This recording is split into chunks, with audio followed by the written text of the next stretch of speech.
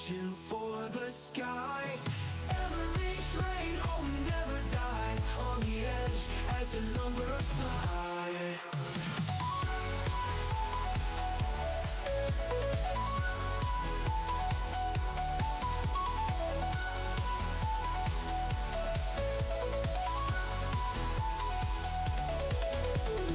Checking the charts, midnight glory, heartbeat thumping, another story. Green and red, flashing voices loud, future kings standing on their cloud.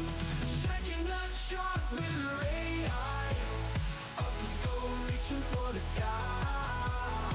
Every train home never dies, on the edge as the numbers fly. Checking the charts, checking the charts, midnight glory. Sanctuary in all its blending, mind on fire, never ending.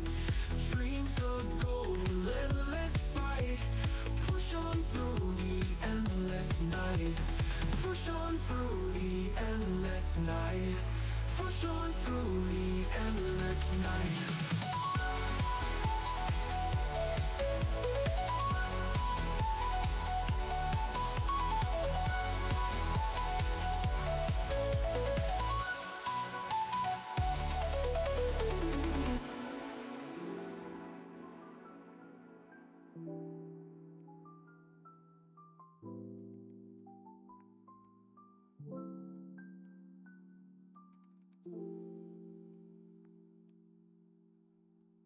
Howdy, friends. Welcome to the show. Sorry, I was like maybe like 10 minutes getting going there. Like, there's a thing with YouTube, like when you're streaming, or whenever you like start your stream on YouTube, right? You start your stream over here in your encoder, start it on YouTube, and you like click go live on YouTube, and then it's like going live. If you go to another tab, it never connects. And so I played the intro, I'm all sitting there and I'm like doing work over here really quick, trying to get things going. And then all of a sudden I go back and I'm like, oh, here I am just like spooling the intro up start to finish. And y'all haven't seen it yet. So then I was like, I gotta start over and do it all. Sorry about that. Now we're back. Welcome to the show, everybody. How are you doing? Okay, let me get everything situated here. Still trying to get everything going. Today's a good day. I can feel it. Maybe not a good market day, but I can feel like today's a good day. I get my car washed today. We look at the property yesterday and it's looking like that's the one. Oh, we had a good time. I'll tell you guys a story about that in a little bit. Wait. Looking for, oh, I'm in the wrong sheet here. What are we doing today for giveaways? Always got to check that out. MFF, Tradeify. Ooh, okay. Okay. Gotta hit that like button. Hit it really quick. First, you do more likes we have on stream, the more giveaways that we do. After this, we're gonna do one MFF 50K Rapid today. Ooh, I like that one. It's a good option. They're gonna do Tradeify for the next one. Bum, bum, bum, bum, bum, bum. I gotta type that in chat for you guys to know. And then, of course, if somehow we make it to, and I'll lower it, if we make it to 800 likes,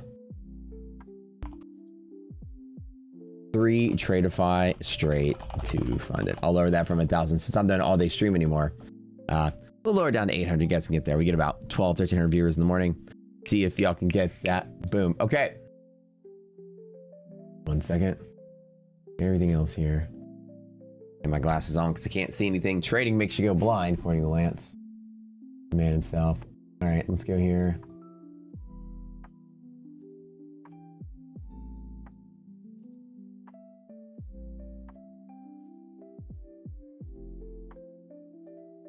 Am I freezing up? Should I get my heated Snuggie? Will that help? All right. Bum, bum, bum, bum, bum, bum. Good morning, Big Sky Gaming. Good morning, Mutant. Good morning, Double Gen, Farina, Ballerina, Neologic. What's up? Reading everybody's comments this morning. Levi, Mike, you only hear the things such thing. High expectations. Nvidia news won't make it bullish. I think today the market's going to go bullish. Today it's probably going to go up for a couple days and down. I'm completely out of sync what I thought the market was going to happen. I thought the market was going to continue to be kind of nasty for the next, like, you know, month, but it will probably have a break before it goes down.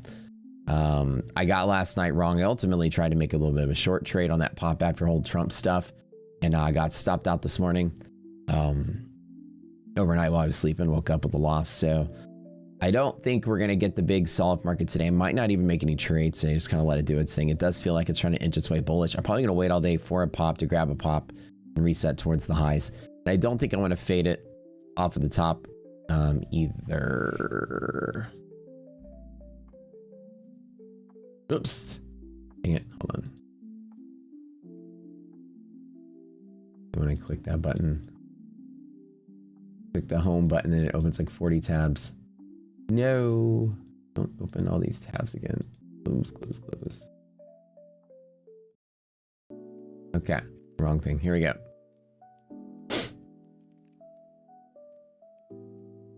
Do me a favor, first thing you do, smash that like button. Second thing you do is let me know, did you guys enjoy, are you guys enjoying the Arc Raiders update? I played a couple of games. I didn't get much time yesterday, but I checked it out a couple of games. 2 new arcs came out, and like what the heck? They couldn't have made cool ones. They made like more annoying ones. That's just gonna make the game harder for PvP. I was so like, it's kind of, here we go here. All right, cool. All right, here we go. Hold on, I'm getting everything set up here. There we go. Perfect. Oh, get the charts up. So I'm down about 32. I took a short, like basically off of here, off of that. I grabbed a short and then I just went to bed, and then I woke up to a loss. So that's pretty, that's pretty normal. Like the standard stop loss is going to be 40 points, give or take, and I hit it with pretty heavy position. I was in like maybe like 30 something, 35 contracts, I think. So I thought off of this, I was going to take the short that we were going to end up lower, and I'm out of sync with what the market's doing. So I feel like right now we're going to be doing something a little different. Let me check this out really quick. I don't know if I want to trade anymore today other than buying dips. I'm kind of off the mode of being short-minded anymore. Yes, last night has changed my mind. We might be on a little coast upward for just a little bit. And let me explain what that means. Put on a daily chart really quick and show y'all what's going on. I'm still at 424,000 on the so my my daily win and loss on average is about 30k up, 30k down around then. So nothing out of the ordinary. But if I make another trade, I'll be down like 20 more. So what it does feel like, I always have to do this every single morning until tool always dies. Oh, right. Restart it. So what it does feel like today, especially with Nvidia earnings coming after market. Where did the thing go? There's what? So with Nvidia, like it feels like that this is going to be probably like on this path here, like just something like that, somewhere in there, and then if it's still going down, we have something like that. So the low consolidation of rapid sell-off like this month, I think we're going to relax and kind of hold for a minute. Again, it all hinges on Nvidia earnings. That's just one path. Like if Nvidia earnings turns out great and this day turns out like this, then tomorrow, obviously turns out like this, and then the next day probably turns out like that, and then the next day probably like test that, and probably maybe do something like that. That's one path. If Nvidia earnings just absolutely suck, it's probably not going to break lows, because it's a lot, but it's not a lot. Is it going to trigger a chain reaction? Maybe. But I feel like from here, it's not going to be that. We've kind of sort of like crushed VIX's potential, I think, in the last couple of minutes of the morning here. And so with that being said, we're going to absorb that Nvidia impact pretty well. Plus Nvidia is breaking highs for the quarter leading up in earnings, which kind of making me think, okay, Maybe there's something we do know, don't know, but it could be a 10 or 20% drop on Nvidia both sides. So you're talking, you know, we could hit 160, 170 at the lows. We can hit 210, 220 at the highs. I mean, it could be a pretty solid range on Nvidia. Feels like it'll be an upward day. Yeah, it kind of feels like it, right? You can feel the difference. I've been shorting, and then last night the shorting didn't play out. So now I'm like, okay, I'm going to rest on this. I'm going to rest on my aggressiveness on the downside market.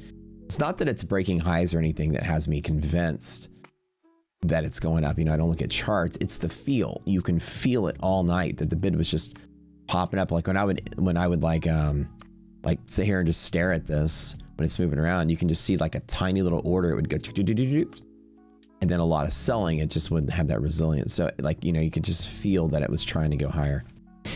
Look at some messages today.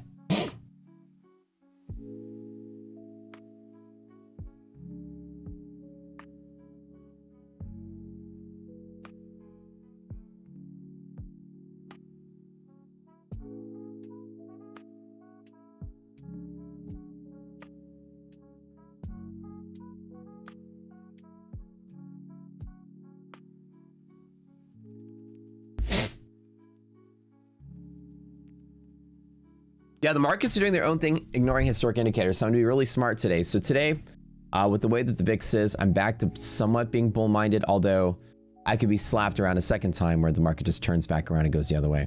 Not because it's breaking highs, but dips inside of here I'll be looking to grab. I think if today any downside low would be about the 2490 on NASDAQ. So if like Nvidia shits the bed, I'm really convinced that this is going to be a little more resilient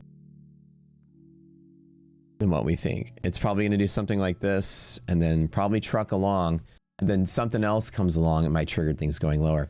Another thing that's having me kind of shift my mindset again back towards less of a sort of market collapse is that gold. Gold is stable again, and that's looking kind of nice. And Bitcoin is up 3%. I mean, when I see both of those up, it tells me the market's a little bit okay. When gold and Bitcoin are up, the S&P is up. It's just a liquidity crisis we were in. Seems to be slightly stable again. So now I'm convinced that the market's not in a crisis anymore. Margin calls at least a pause for now, which is easy to see that. And, you know, gold, is this continuing to go higher? We don't know. But at least after we've retraced half the distance of gold, you know, you're starting to squeeze out the shorts. There's no more selling. That's what that's telling me. Bitcoin kind of stabilized there a little bit. No more selling. We start to get these days where these things turn around again, start squeezing the market. This might pause, but I think as of yesterday, which yesterday I did make some shorts on the way up, and this last attempt to do it stopped out, I'm convinced it's not the right trade. So I might. I'm not like taking the opening short. As a matter of fact, I'm going to take the opening move, let it dip, buy the dip, trade up high. So today's goal is to get close to DD band, whether it's via earnings or not. Like if we fill the gap, I'd be likely to down here grab that long if the resiliences are favorable to that. All of our greater bull market signals as of 2 days ago, remember Monday we woke up and it was a greater bull market, and Monday was perfect. Monday I had a flat day. Yesterday I was up 20. Today I'm down 30. So when you look at the whole week, I'm just down 10. So I'm kind of like spinning my wheels. Been in a transitional moment where the market was like, you know, I grew 200 something K last few weeks, and then now I'm kind of like flat as it's transitioning out. I'm a little bit more bull-minded going forward. I'm a little more comfortable taking some long setups if I get them. But this only.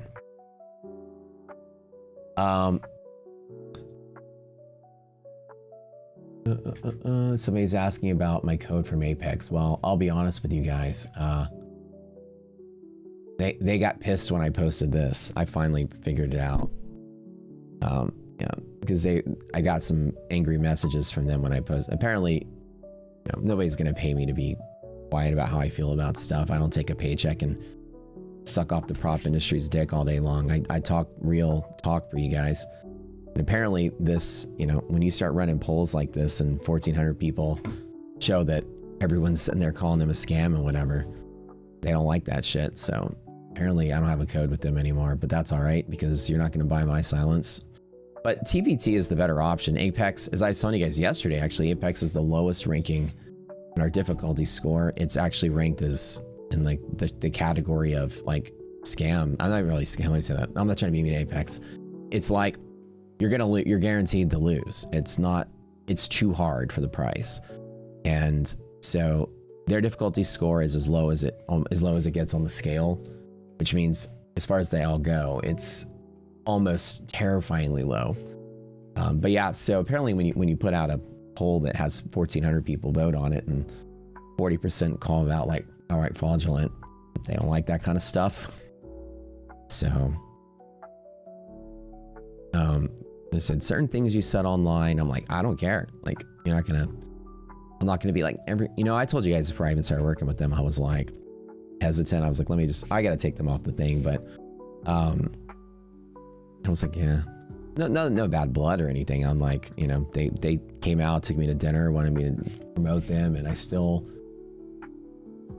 took the checks and still was honest about how I felt. So I remember for weeks I was telling you guys, I was like, I don't know. I even had a poll, should I work with them? Like the majority of you guys were like, no, they suck. I was like, whatever. But it didn't last long. Yeah, I was gonna remove their code anyways, yeah. So and that was mostly because when props, and again, no bad blood, good luck to them, but we didn't do any business with them really. None of you guys use them. Y'all all use TPT if y'all like that style of account. But I'll show you when it comes to, and I'm not making this up.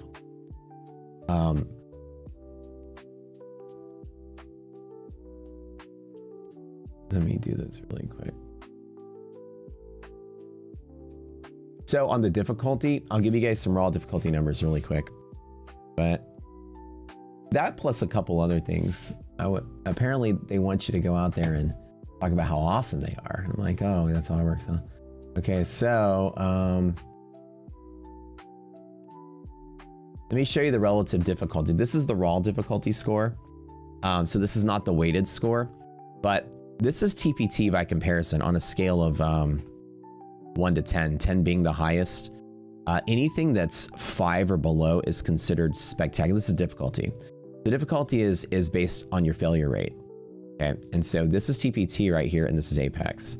Apex is 9. Anything, so I had said it backwards, but anything, so it's weighted for 10 to be the highest. So basically on Apex side, its overall score is one of the lowest, and its difficulty is one of the highest, the 9s. There's nothing else that's 9 on the difficulty side when it comes to funded. I think one funded next account is like low 9s. Everything else is like 6. Tradeify is 6, and there's some 8s in Tradeify. Certain accounts are harder than others, but 9 is just off the chart. 9 you're expected to fail and be red overall. So it's no surprise that these people that are getting $1 million payouts with Apex are spending $500,000-$600,000 with them. The higher the difficulty, the higher your failure rate. By comparison, my funded futures pro is a 3.05, 3.03. My funded futures rapid is a 4. Take profit is a 4. Tradeify growth is an 8. Tradeify select is a 6. Funded next is a mix of like 6 and 8. And Apex is off the chart. Difficulty score. They ranked as the worst prop firm in our entire list as far as difficulty goes. And difficulty has a lot to do with the parameters, how much you get paid, what your drawdown is, what type of drawdown, trailing, all that kind of stuff. We haven't added Lucid completely to the list yet. Some of our guys have been adding some of the parameters, but right now we're waiting. Instead of adding it like on our beta list that we have, we're actually waiting for the website to come out so we can start doing the work there. But I'm sure Lucid will be at the top. But we're going to do something special for those of you that do like Apex, and you do switch to TPT. I'm gonna have a special end of the year, or sorry, end of the month giveaway for people that do use TPT. So TPT only customers, if you spend $1,000 with TPT, we'll put you in a drawing for lifetime as well, on top of the other drawing we do for a total $1,000 spend. And as far as it goes, Apex will just be disqualified from that spend because we're no longer gonna be working with them. But hey, like I said, I guess I just didn't jump through enough hoops, but it's okay. I don't trade with them, by the way, so there's no like the other guys that were like turning and burning accounts. I don't have a single Apex account, so I don't trade. When I first started, I traded with it for a little bit, and I was like, nah. Maybe like a little tiny bit. No, I wouldn't touch it with the 10-foot pole. I've been saying that this whole time. Gonna save up to be able to join a month. Yeah, so I would say I recommend you guys use TPT. That's who is, they have a lower difficulty score because of the eval side having better parameters. Is also because of it's only trailing when you go funded, so it's a little bit easier.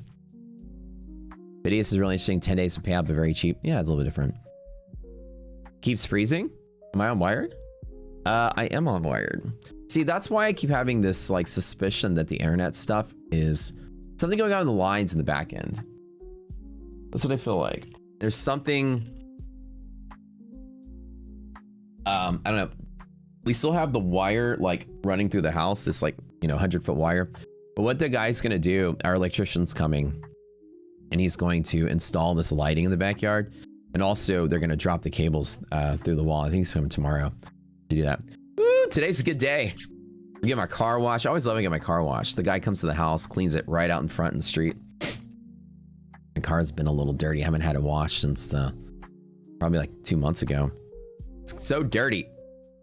My car is like, and it's since it's already like a dark gray color, it gets a little ashy. So, and like, time for Starlink, yeah, probably. Give me some wire driver issue. No, it's my internet has just been funky. I think I'm gonna get a backup like a Starlink or something. But it buffers every once in a while, and no telling what's going on with it. But the Aston Martin, what model I get? I have a DB12. Ross 100 today.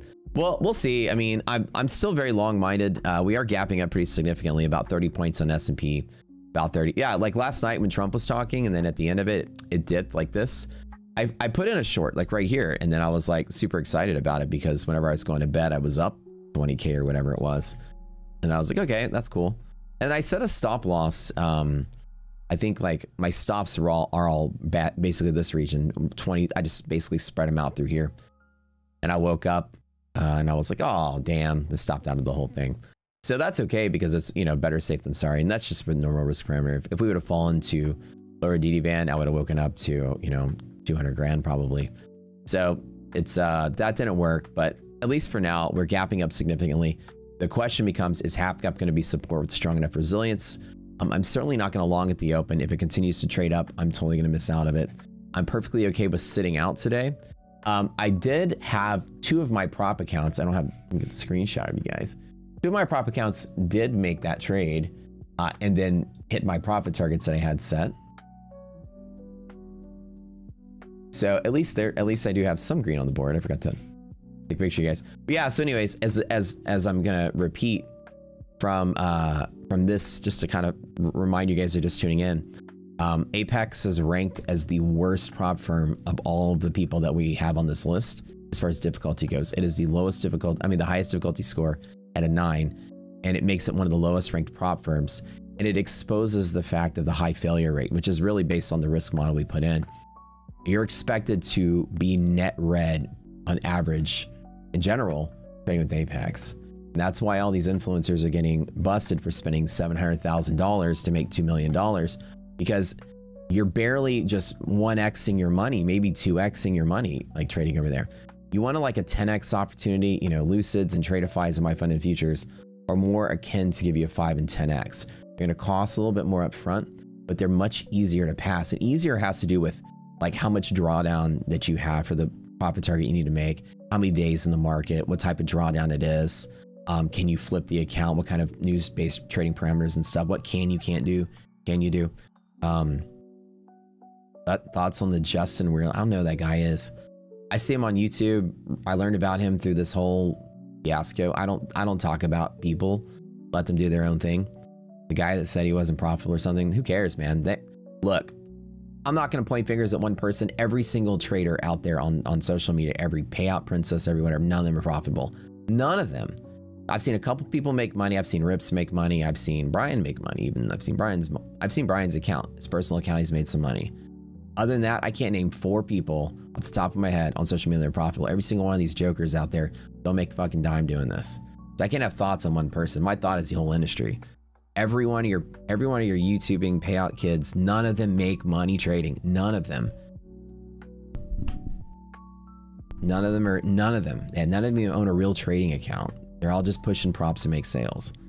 That's it. So my thoughts on him are my thoughts on anybody. If they don't show their trades, then I'm gonna assume they don't make any money. So no, nothing personal. I never watched the guy trade, but you know, I saw the one picture, and he was streaming in his bedroom with an IKEA bed behind him, and it made me curious about how that wasn't suspicious enough to begin with. As most millionaires sleep on an IKEA twin bed and stream in their bedroom, well, 2-bedroom apartment, and nobody was suspicious from the start. I put more blame on those on the community than you guys, than that guy himself, for empowering that by being idiots, putting somebody like that on a pedestal. You know what I'm saying? Like, come on. It's not like there weren't signs. Anywho, raw honesty and humor. I am like a comedian. I try to be like one. I'm not as funny as I could be, but I try to be. What about air mattress? The millionaires sleep on air mattresses though. IKEA is not that bad. It's actually not that bad, but I mean, twin bed in a bedroom. I mean, clearly if you had money, you would have a separate office you stream in and put some money in a good camera and good lighting, good whatever, you know, for production value. If you have a 1-bedroom apartment and you're cramming it all into one room. I mean, I guess I'm the only one that thinks like that, but there's no surprise that this is what it is. When I see people stream, I can tell how much money they have by telling the quality of their camera. Now you guys might think I'm broke because quality of my internet sucks, and that's probably the case. I can only afford dial-up after losses like this one. But you know, it does happen. It does happen. Futon is the real marker. I would say so. Dude, when I was in college, I had the Walmart futon. What was 32K? I shorted. So after Brad finished streaming, I saw this. IDoc and I were chilling doing a puzzle, and I'm sitting there watching this. You know, don't judge my wealth by the amount of internet I have. Okay. But no, when it felt like this and went up there, I chunked in a short. I think I had like 35 contracts or something like that. And then I just basically left it and went to bed. And I had a stop loss up here. So I'm just basically like, okay, on this retrace, I'm going to short it. I'm going to end up 200K positive when I wake up. And just so happens I woke up, stopped out. So that's it. So I thought, I mean, that was a great play. When I saw this and this, I'm like, oh, hell yeah, I'm jumping in right there. And I got in the perfect entry too. I got in with, I was like, and I'll take it in 2 of my props, and they made the money. This one was up, God, 20K or something. When I was like looking at it last, I went to bed, it was about 20K. So I'm like, okay, cool. I'll just, you know, wake up and be up 200K. And looks like the market disagreed with that. So prop firm ranking, Shane. So we're releasing our prop scoring website for alpha next week. This weekend we get the final design for our mods and admins and employees to get to play with it and finally start populating the production site with all the data. After that, we're going to have kind of like a week of tests where we go through it and make sure it looks fine. We'll elect some people from the community if you want to be alpha testers. An alpha tester can put you to work. I'll give you guys something for your work. I'll take some volunteers, but I want like somebody that's really going to be serious about going through, making mock-ups, finding things that need to be fixed and helping us make changes. Alpha's about like, here's the raw release, find out what sucks and let's fix it. And so I'll pull like 10 people from the community to also assist in the alpha, but you're going to need to work, like help us out with it, right? Like the employees would. Maybe I'll toss you guys some giveaway accounts or maybe cut you on a little paycheck or a bonus or something. And then after that, we're going to fix that. And then as soon as a week or so goes by, we get that back, then we're going to release it to everyone in Rocket Scooter for the beta. So every one of you guys will get access to just do it as, as a beta. I'll give you guys all the link to check it out. And then you can go in there and start using it, seeing what the scores are, playing with it, clicking buttons to shop with it and whatever. And then after that, you guys give us feedback as far as the community goes. Then after that beta is done, we'll make some changes. If we require another beta, we'll run it to you guys again. If not, we'll start marketing them to the public after that. So it's like 1 week, then maybe 2 weeks for the beta for you guys, and then maybe public release a month after. But beta, you guys will have access to it. So you're a UX designer, you can help. Yeah, that's what I'm saying. If you guys have any design experience or whatever, anything that has to do with like functionality, usability, I can maybe show you some of my mock-ups. We're at that stage right now. But yeah, but anyways, it's just to kind of give you guys the news again. We no longer are partners with Apex. When when they're flying out to take you to dinner, and the very next, this was on February the 3rd, like the very next week, you're going out there and making polls like this. That tends to piss them off, I think. But like I said, I'm not a prop firm, salesman. You're not gonna pay for me to go, oh, I love these things, they're so great. I'm gonna go out there and be honest with people.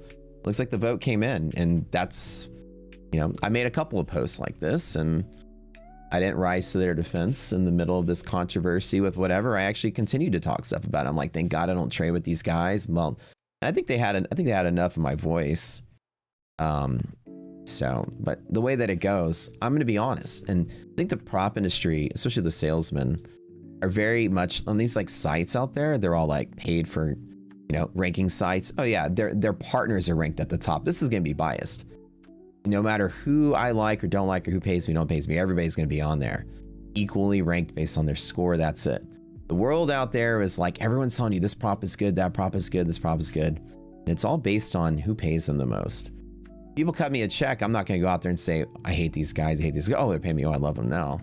No, I'd still talk about Apex, the worst prop firm account out there.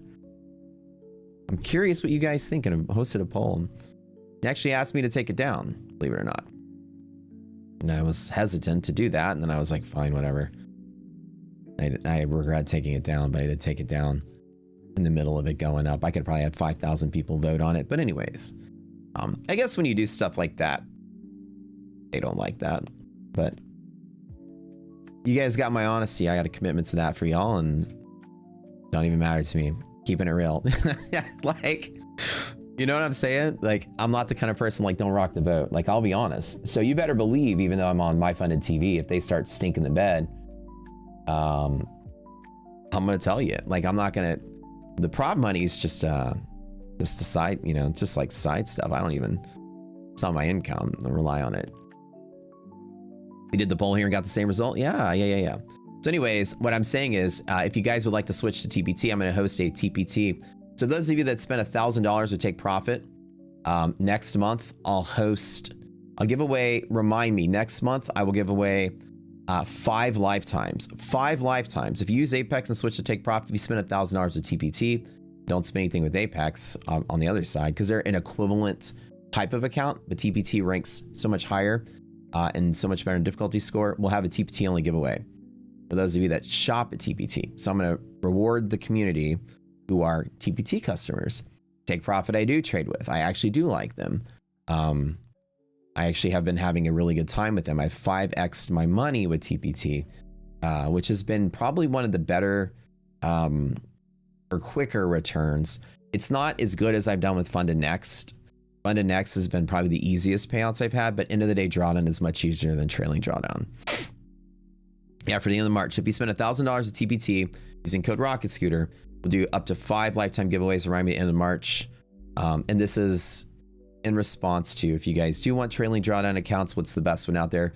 Hands down, TPT is one of the favorites. So if you guys are currently using like Apex or something like that, or any of the other trailing drawdowns out there, it's about time you switch over to that. Can 1K from this month count? How about this month? I'll do 1. I'll do 1 for TPT only into this month during giveaway bonanza at the end of the week. What about Lucid? This is no. I mean, we're not going to do one for just. We're doing one for all. So if you spent $1,000 anywhere total, then it counts. What's up, Neon? What's up, baby? Good morning. Is it easier than both TPT and My Funded Futures? Is what easier? TPT is My Funded Futures is one of the easiest ones out there. My Funded Futures ranks probably one of the easiest on difficulty scale. I showed you guys earlier. It's one of the best as far as ease goes. That's one of the best ones out there. Yeah, so basically, oh yeah, let me show you guys some of the mock-ups. But as unfortunate as it is, we really only worked with Apex for like a month. It didn't last long. But I am a strong voice in the community, and I don't play anybody's game. I keep it real for you guys all the time. And let's go forward. Let me show you guys some of the mock-ups. I will be committed to my honesty and my true opinion about things. I think People want me to be silent and help them out, and I get it. To a degree, I help firms, but if I don't believe in something, I'm not going to pretend I believe in it. Well, I'll take the free money though. Okay, let me see if I can find you guys some mockups here.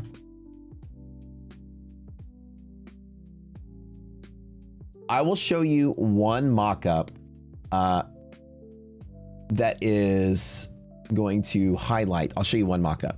So whenever you go to the search, right, and you are typing in all your parameters, typing in your trading parameters, what your trading style is, all the stuff that go with it, it returns a certain amount of results ranked a certain way. And so this is what the product card is going to look like. Inside of here, you're going to have your score, your overall score, and then your 5 ranking scores. There is a difficulty score. Again, these are fake numbers, so don't think that Tradeify ranks as a 2. This is a mock-up. I just drew this. So it's going to look like this. You're going to have like the cost and the deal. There's a difficulty. There's a return on investment score.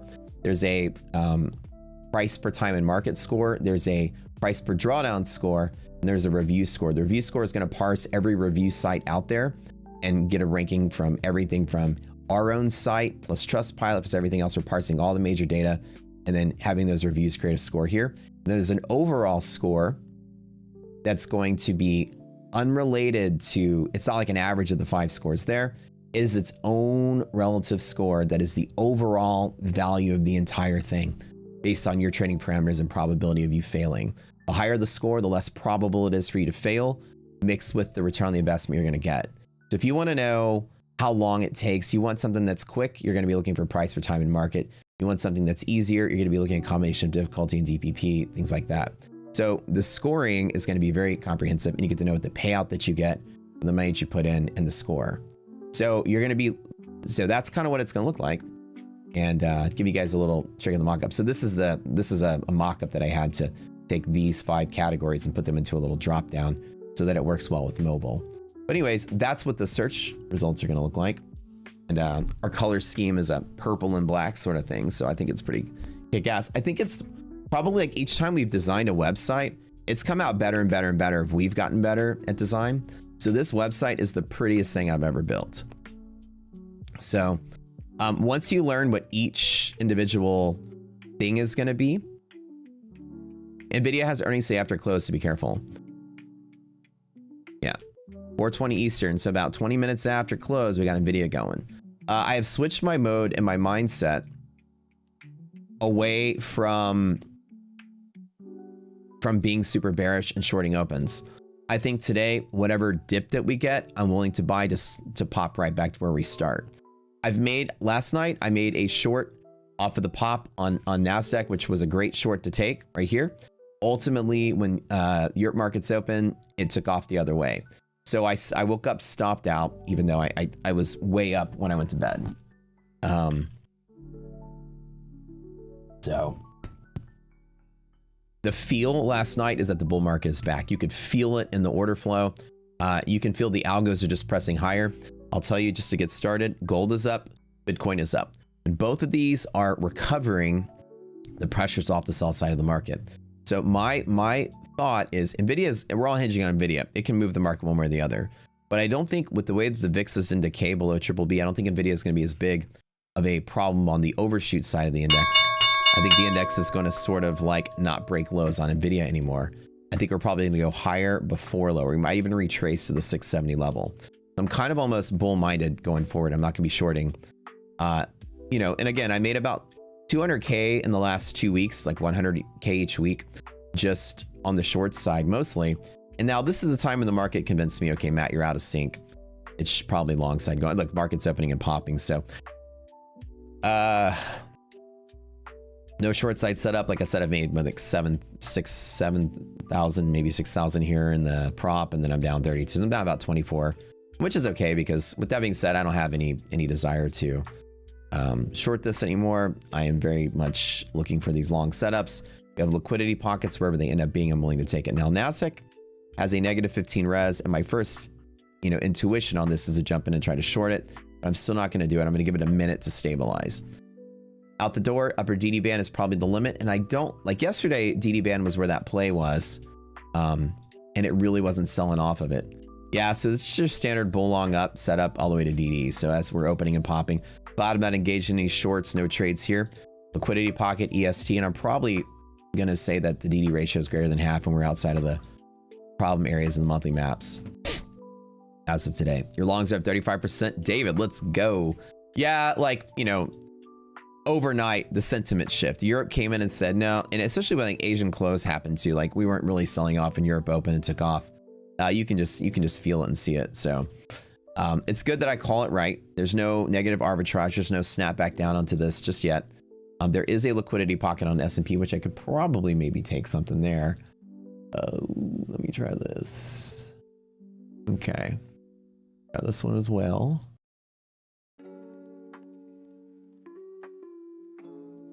That first pullback.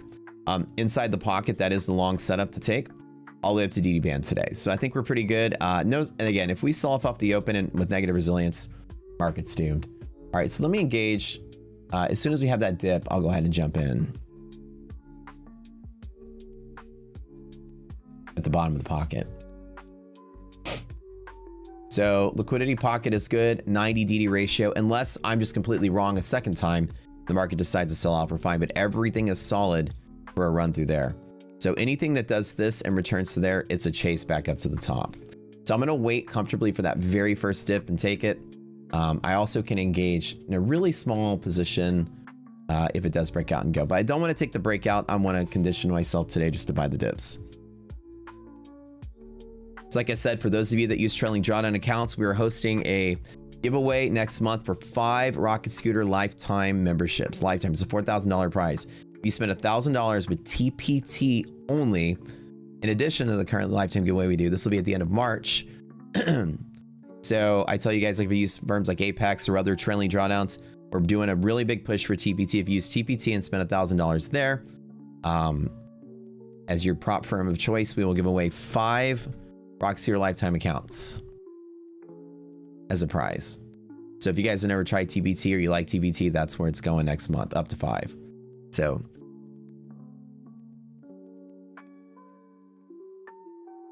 if I, like normally me, on a pop like this, I would take profit if I was long. And then just kind of chill and wait. Every dip I want to buy. And that's the way I'm looking at it. So with S&P, resilience is good. Resilience is good. Let's check monthly maps. DD ratio is good. We're above monthly hedge pressure. Greater bull market. All signs are bullish again. Things are back to normal. Gold is hanging good.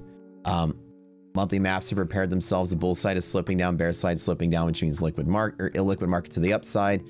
You got a big short squeeze going on to carry the rally, and Nasdaq is also healed. So it's good to say that like my intuition when I woke up this morning was that we're back to being bullish. And you could feel it because you guys remember Monday we opened with all bull setup, and I tried to buy at the half gap with all the good upward moment, and it just sold that one last time. Then Tuesday was like kind of like transitional bullish, and then last night you can see Europe's back in path. So unless we're reading this market wrong, this thing has transitioned back to bullish. So you're gonna see me shorting a lot less, being patient, waiting for dips. That's the way to go. And so S&P, I'm gonna tell you today, I'm gonna any kind of news or anything that comes out that pushes market lower. Half gap is support through there. With positive res, this is what we call the RB straight. So anything that falls to half gap, I'm jumping into the long side. As long as the resilience is good. Nasdaq is negative, but we don't ever short in a bull market with negative res. This is one takeaway from the boot camp. Just because resilience is negative, I don't short for it to go down to there. I just trade smaller to the long side. So what happens when we get to there? Could it sell off? Yeah, maybe it could. But I still want to take that play there. And I want to avoid the short setup at the top. So I'm no longer shorting the market. Does past CPT spends count? No, only what you do going forward today. And I'll lump in today as well. So if you guys start today, I'll lump this into March. Down. It was strange for you to see me shorting. Yeah, I'm over it. But I tell you, I'm one of the best bears you'll ever know. When I do short, I do pretty well. Don't I do well when I'm short? Remember, last week, I made 100K. The week before, I made 100K in the challenge accounts. So it was 100K each week. And that was from shorting. And I'm pretty good at shorting because all you have to do is just wait for a higher high and then short from it. Get a high DD band or a gap fill or something and short from it. And usually the market's volatile enough that every single thing you want to do usually happens. I always tell people the trick to being a bear is whatever you want, it's going to happen. So just wait for it. Literally, that's my genius saying. Whatever you want, you're gonna get. So just wait for it. Pick a target. You're gonna touch it at some point. Market's volatile. It's gonna go everywhere. So just wait. You want to short from DD band? You wait long enough, you'll get there. And so trick to shorting is just waiting. Don't see the red and be like, oh my God, I'm gonna get in. Shorting is all over the place. So just wait. You're gonna pop to something, grab it. You make a lot of your profits from shorting? Yeah, like I do too. Like, it's just that shorting is less, I make a huge portion of my profits from shorting. Just shorting is less likely because you don't really see a lot of bear markets that often. And so, as you guys have seen, I've been like perma-bull my entire, career from most of your perspective, but not really. In December, I started like trading like half and half. And then late January or early February, I was shorting almost every play. So, once I get into the mode, I get into the mode. And now I'm back to I'm in a long every play. So I'm not really shorting anymore. Today is today. And this morning pre-market, I told you I'm done shorting. Yes, sir. Yes, ma'am. All right, guys. How y'all feeling? Did y'all like the layout? Just letting you know, the product card on the prop scoring website. Tell me what you guys think. So this is a note that I took, but when you search, your prop score is going to be off to the left. The overall score of the firm. This is the overall, pissing contest. Who's got the bigger P&L? Like, this is the score that ranks everything in one bite. It's also individually, you can sort by difficulty, the ROI, and ROI is basically how much you're expected to make on what you spend in against the failure rate. Like I said, dude, we have the best mathematical minds behind this. Obviously, I'm behind this, so I'm not that much of a dummy. I can add two numbers together on occasion if I want to. It's not live yet. No, it's still in a test server. The alpha will be out next week for our admins and for a couple of you guys want to join. So am I adding verified payouts to the score model? Eventually, yeah. In phase 2, we're going to let people submit data to allow ourselves to build an internal risk model that's even stronger based on customer supported data. The example is you submit what you paid in, you submit what you got paid out, and we will use that data anonymously to set metrics for every firm based on the expected failure rate of every trader. Once you get 1,000 people submitting data, we'll have actual failure rate models and ROI models. Right now, I make assumptions based on certain things I do know and certain models I build based on my experience with the prop industry. So with this being said, the 5 major points are individually ranking the firms on difficulty, return on investment, which is how much you're expected to get against how much you pay in against the failure rate.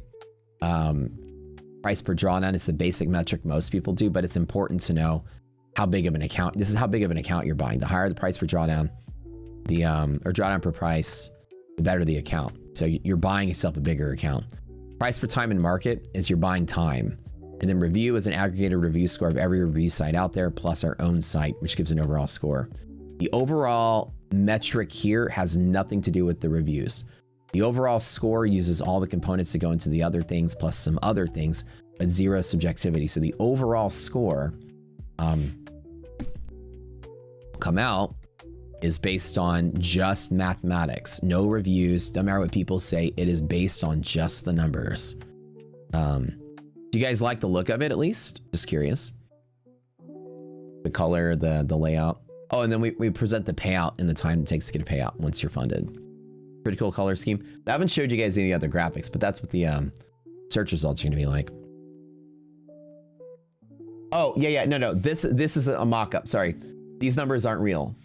This right here is a drawing. I'm just showing you a mock-up. These numbers aren't really for Tradeify. This is just a logo, my bad. So this is not Tradeify. This is just to demonstrate what it will look like. It's just a mock-up. Yeah, Tradeify is certainly not a 9.8. No. But that's just to show the colors, the layout, the colors. This is like, this whole thing is to show the button, the border, what the border looks like here, what the 3 dots look like. There's also going to be a heart for you to favorite it. So that's also missing from here, but the logo is going to be here. The score will be there. The payout will be there.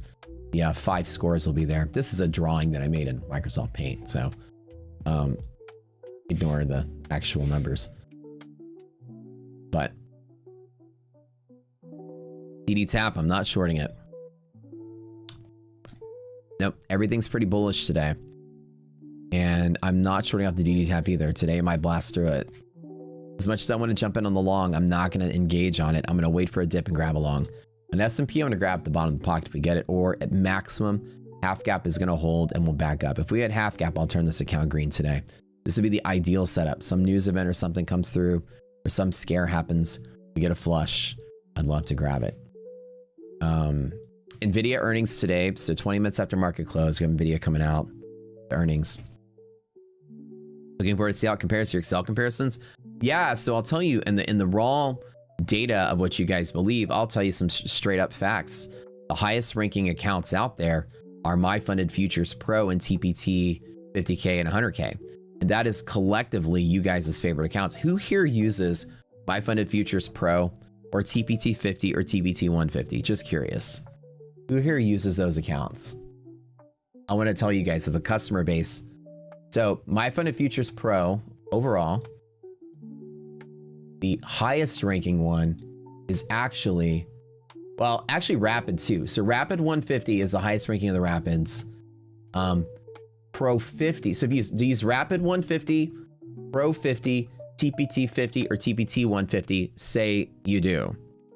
Those are the 4 top ranked accounts on our scoring model. So if you happen to choose those products, congratulations, you have found mathematical harmony and found the best mathematical solution to the prop space. You are now playing the game with the highest odds.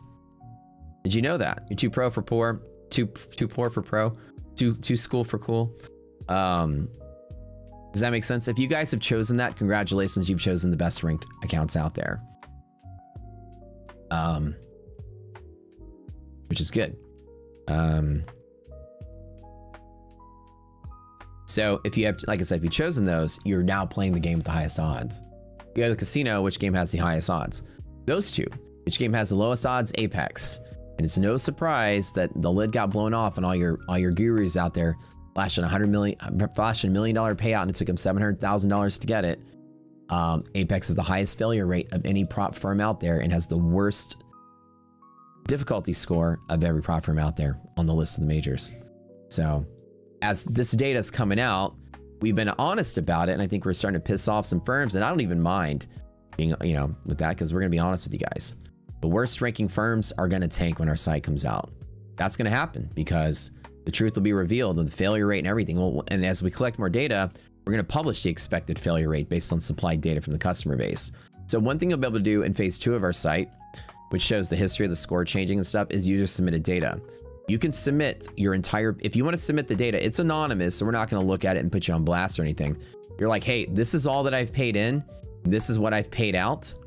We're going to take that and put it in an entire database and collect data from the community and actually generate our own failure rate models.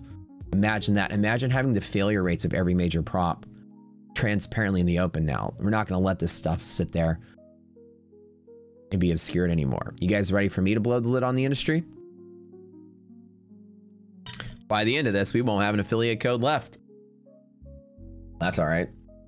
Just kidding. Oh, yeah, no, we'll let you guys submit your own data. And we'll have our team review it and submit it. Which one has the highest success rate amongst our user base? Like, this kind of stuff is what you guys want to see. Yeah. That's why you're here.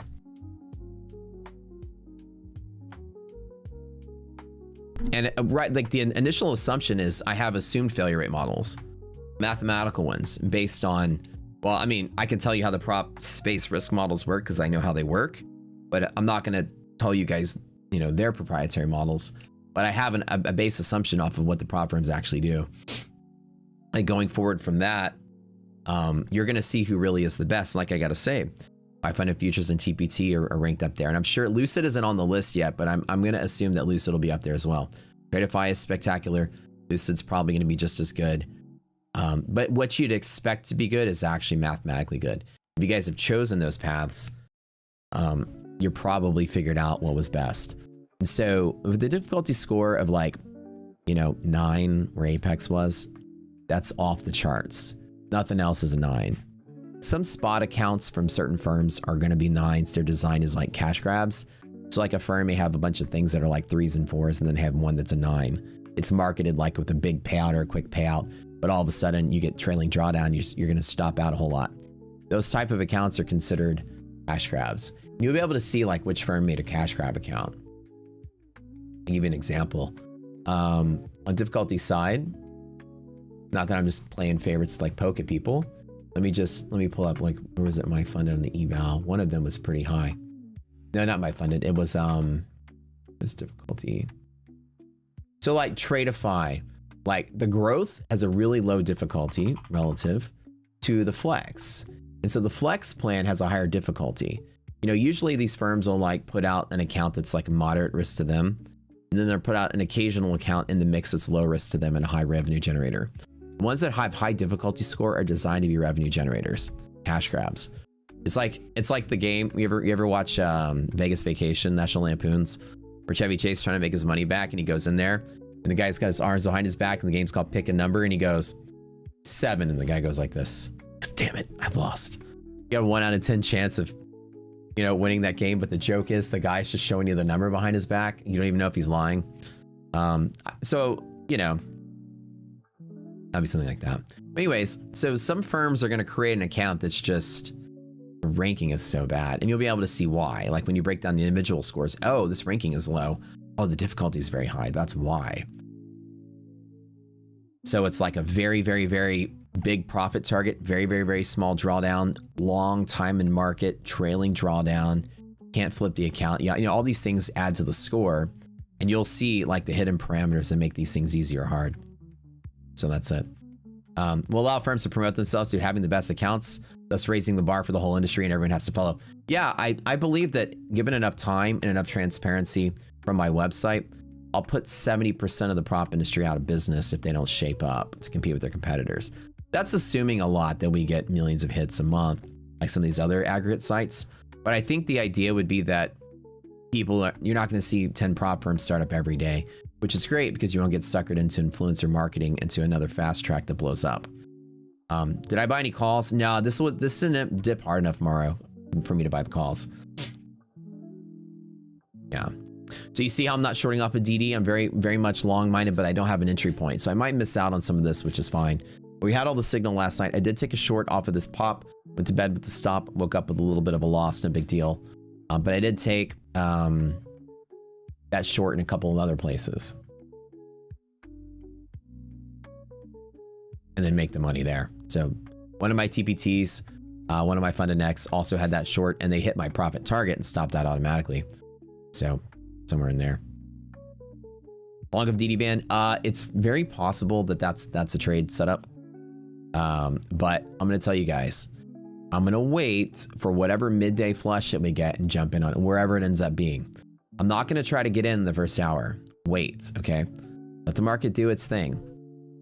Like, this is the initial play. Okay, that's the initial play. All the stocks are looking good. That's fine.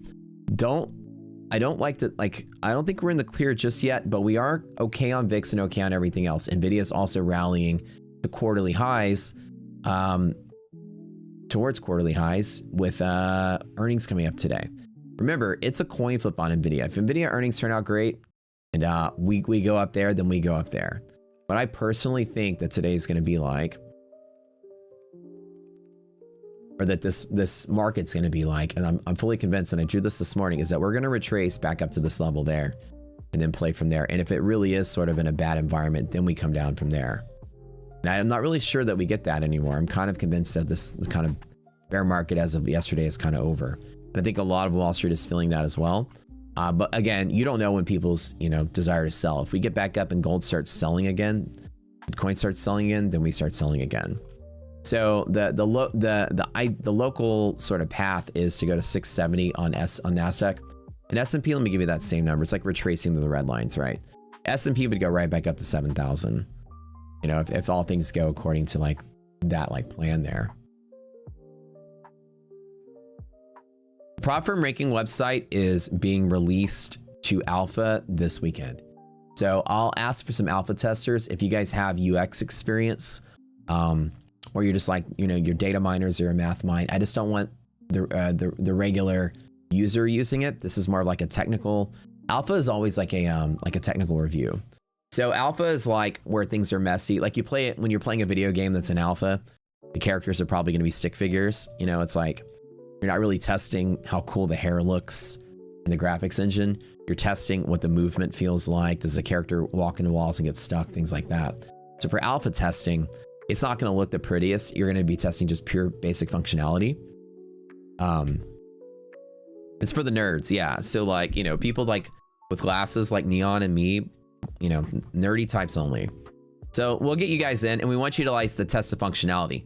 Tell me like what math does and doesn't work. What looks good as far as like usability, like maybe this should go here. Maybe you should add this, maybe you should take this away.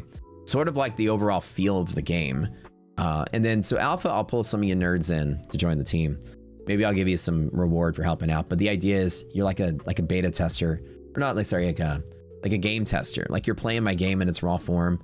And I want you to like, you know, do some homework, write something out, make some mock-ups, and then it will release it to beta for the average user. And the beta will be like usability tests on a scale, like prettiness. Hey, there's a misspelling here. Hey, this color looks weird here. That kind of thing. I made a prop scoring website. So that scores and ranks prop firms based on the expected pass and failure rate against what you pay in, the return on investment that you get. And what it does is it gives a prop an actual score. So you'll be able to answer the question, like example today, right? Some of our cool prop partners have deals going on. So for instance, like ETF has 77% off of Fast Track and FUDNX has a $99 Bolt, right? So Rapids are also $199 for the 100K. So you're like, oh, all these firms have a deal. Which deal is better? So you'll be able to put the firms side by side and see, depending on all these deals, which one's the better value.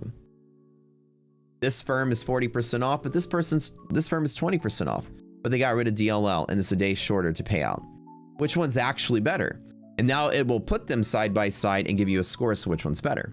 You'll be able to know at any given time what the best bang for your buck is in the prop space, the first person in the world to do something like this. Alpha is next week, will be live, yeah. Next week will be alpha, live on alpha. This weekend is the expected deadline for my last bit of changes on dev side. And then we're going to release it for another round of review. Do you guys like that idea? Imagine with all the noise out there from prop influencers just selling who pays them the most. Do you want to know what the best bang for your buck is? Type yes in chat if that means a lot to you.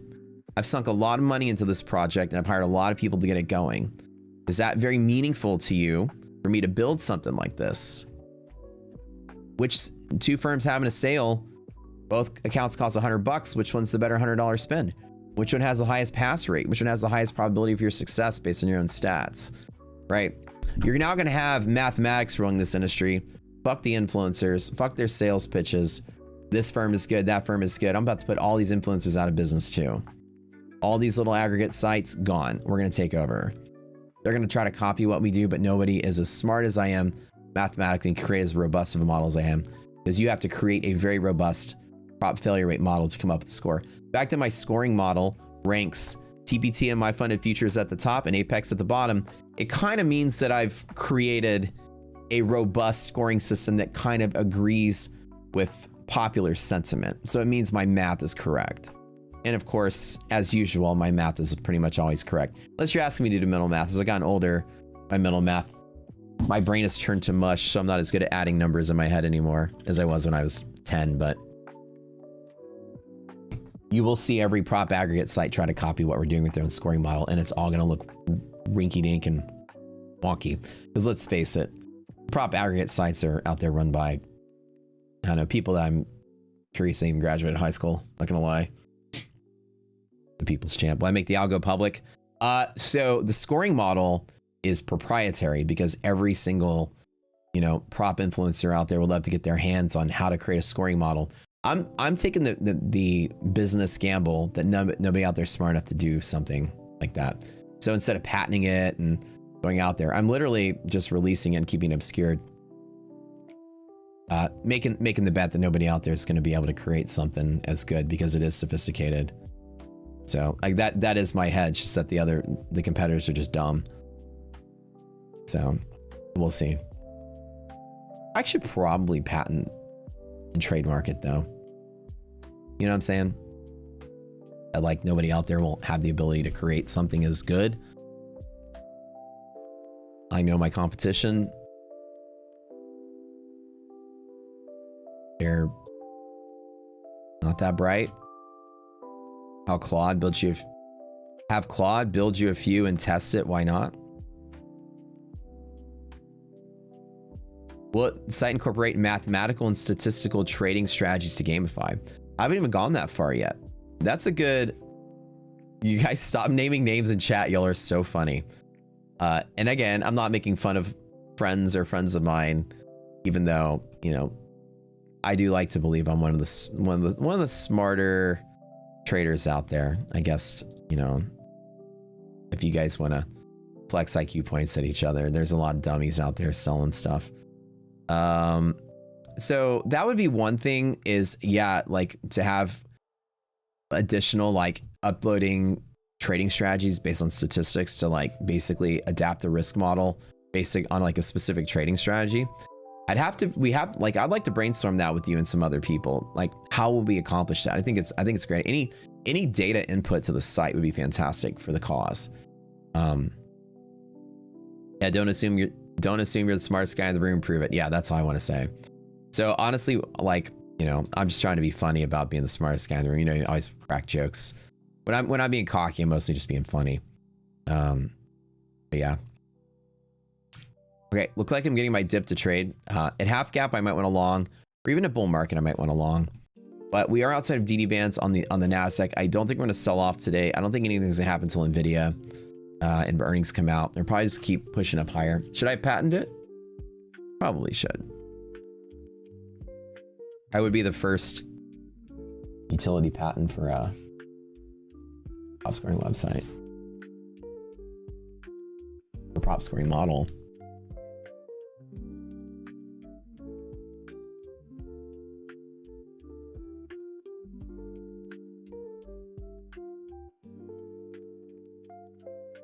Probably could do that.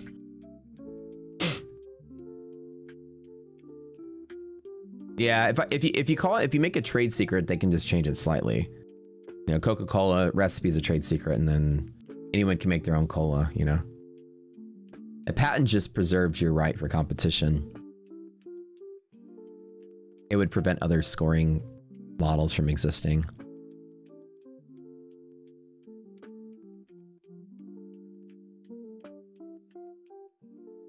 YM RTY selling off. I think a lot of it has to do with the sensitivity to just the stocks that are in the RTY and YM. You know, generally speaking, the major indices are driven by the Mag 7, right? And RTY, the Russell, just, you know, certain companies, and the Dow Jones is just spot companies, and those companies might have earnings this last week. That could be a big reason for what you're seeing there.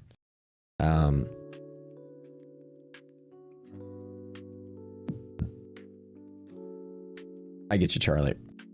Trade secret is better.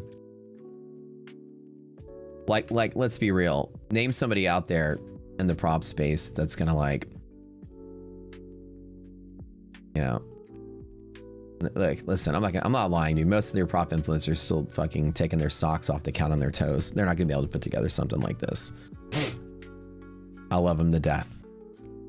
We're friends, but I wouldn't trust them to do my bookkeeping, if you know what I mean. So let's be real. I think I'm safe, but yeah, I could probably go get Violet's trade secret or a patent or something. Yeah, so.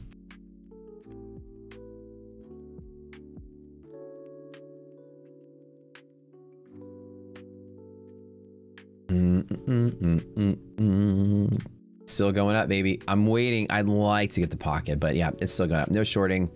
It's so easy to see that there's no short setup. There's no volatility. VIX is decaying below triple B, and we can actually run the UVXY liquidity map just to see. I feel like I'm getting stuffy. I hope I'm not getting a cold for some reason. And where's my coffee today? Let's see if we can order some coffee.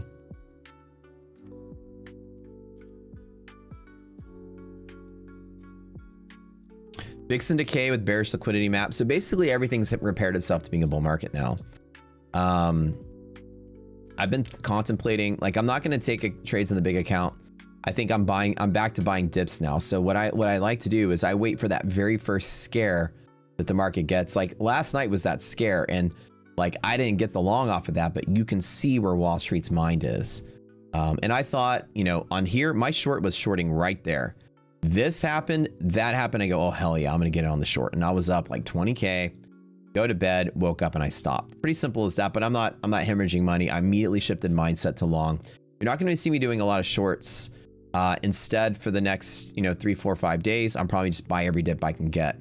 I'm not chasing highs. The market's not volatile enough to dip really hard, but I'm gonna wait for a news event or something with Iran or something with tariffs. The market just flips the fuck out. I'm gonna get right back in to come back to mean. I'm gonna buy revert to mean trades as much as I get them. Okay. Just wait. Don't be like, I'm never the kind of person that's like FOMO, I'm gonna miss out. Look, I turned 100K into 424K. I haven't missed out on anything. Patience is the way to go in a bull market. Patience, just wait. Every moment you sit there and see it move up, your brain is gonna be like, come on, just get in, dude. Look at this. You could have made this much. You're gonna make more. Don't worry. Don't be dumb.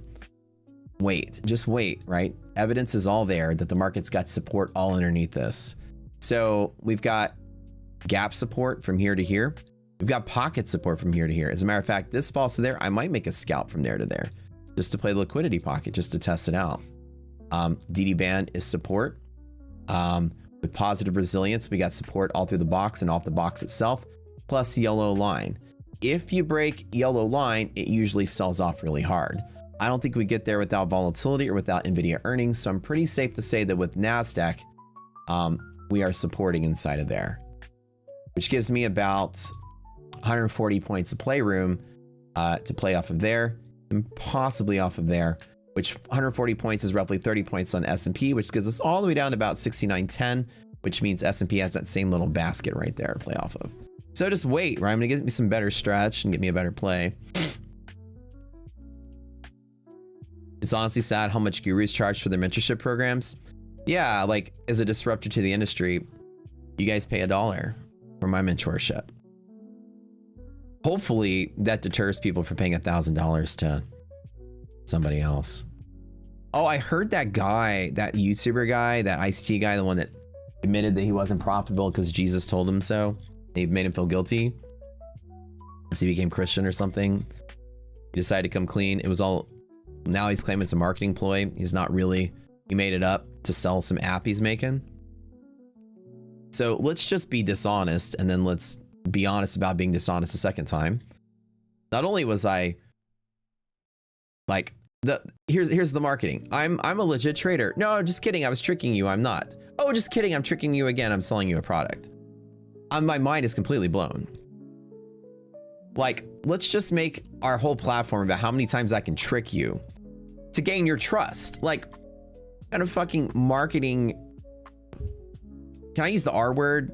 Can we call people R-tards again? Like, what kind of person builds trust off of dishonesty? I don't understand. Fire that marketing team. Now Trump's the president. We can say the R word again, right? I can get canceled if I say that. Look, that's the dumbest thing I've ever heard of. Just prove how many times I can be dishonest. The dishonest switcheroo with you. Are we bringing it back? Okay. The dishonest switcheroo to build trust in an app I'm building, guys. Don't worry. I was lying to you then, and I'm lying to you in the marketing, but I won't lie to you any further from here. Maybe. I'm so blown away by how much, I call it like how much, no shade, but it's just comical to me how much people will do anything they can just to post their, you know, broker statement in front of your face or show the account in front of your face. The industry is completely cooked, but a lot of you guys are really, really eager or even desperate to learn and get good at this. So you're going to try everything you can. And I don't blame you. And somebody that looks like they're big, you're like, whatever, I'm only gonna spend $1,000, only $1,000, I'm gonna jump in. You can take a lot of bullshit classes by people that haven't made it. And it's unfortunate that you're basically buying a bunch of hair loss products that you see. This is a cream you put on your scalp. This is a pill you take. This is a suppository you shove in your ass. All these make you grow hair, and none of them make you grow hair, right? It's a bunch of claims And it's a bunch of just snake oil product. It really is. And you don't really know what's going to work or what is going to work. But at the end of it, none of it works. And you're kind of in that boat that you're still losing hair. You know what I'm saying? And so it is what it is. And kind of sucks. But I kind of found the just kidding. I watched the video. The guy was like, I'm just kidding. I'm actually, I got together with this marketing team. It's a brilliant marketing idea we had to lie and be dishonest to sell a product. Okay. So apparently that's the status quo. If anyone buys that thing, that proves that not only the industry is cooked, but you guys are all cooked too. This world is going to shit if that's the case. Oh, this person, that was good. That lie was good. All right, what are you selling? I'll buy it. The world is cooked. But anywho.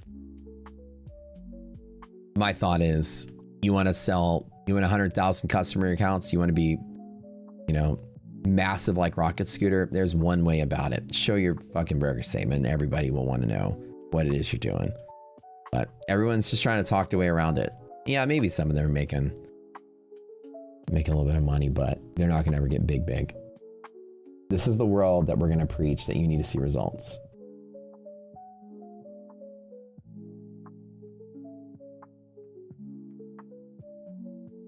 When iDoc gets in here, I want you guys to all tell her, I hope you feel better. Just say it when she gets here. She's feeling sick today. Maybe that's why I'm feeling sick. Do I want to engage in a long at the pocket on the overshoot? Volatility still in decay. We should be good. Fix is all right.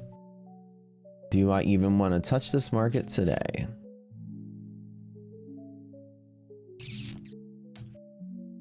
I'm a little nervous, but I still have faith in everything. ADDD, we got the play there. Resilience is good there.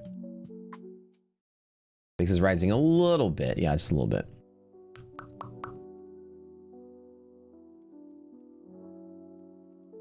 This world celebrates mediocrity and fooling and second best. Yeah, you know what's funny? You know, I win a trading contest, right? Nobody pats you on the back. I win a second trading contest. Nobody pats you on the back. I beat every influencer in the Robbins Cup in 2024. Nobody pats you on the back. Rocket Scooter got second place in Tradeify's Grand Cup. No one pats you on the back.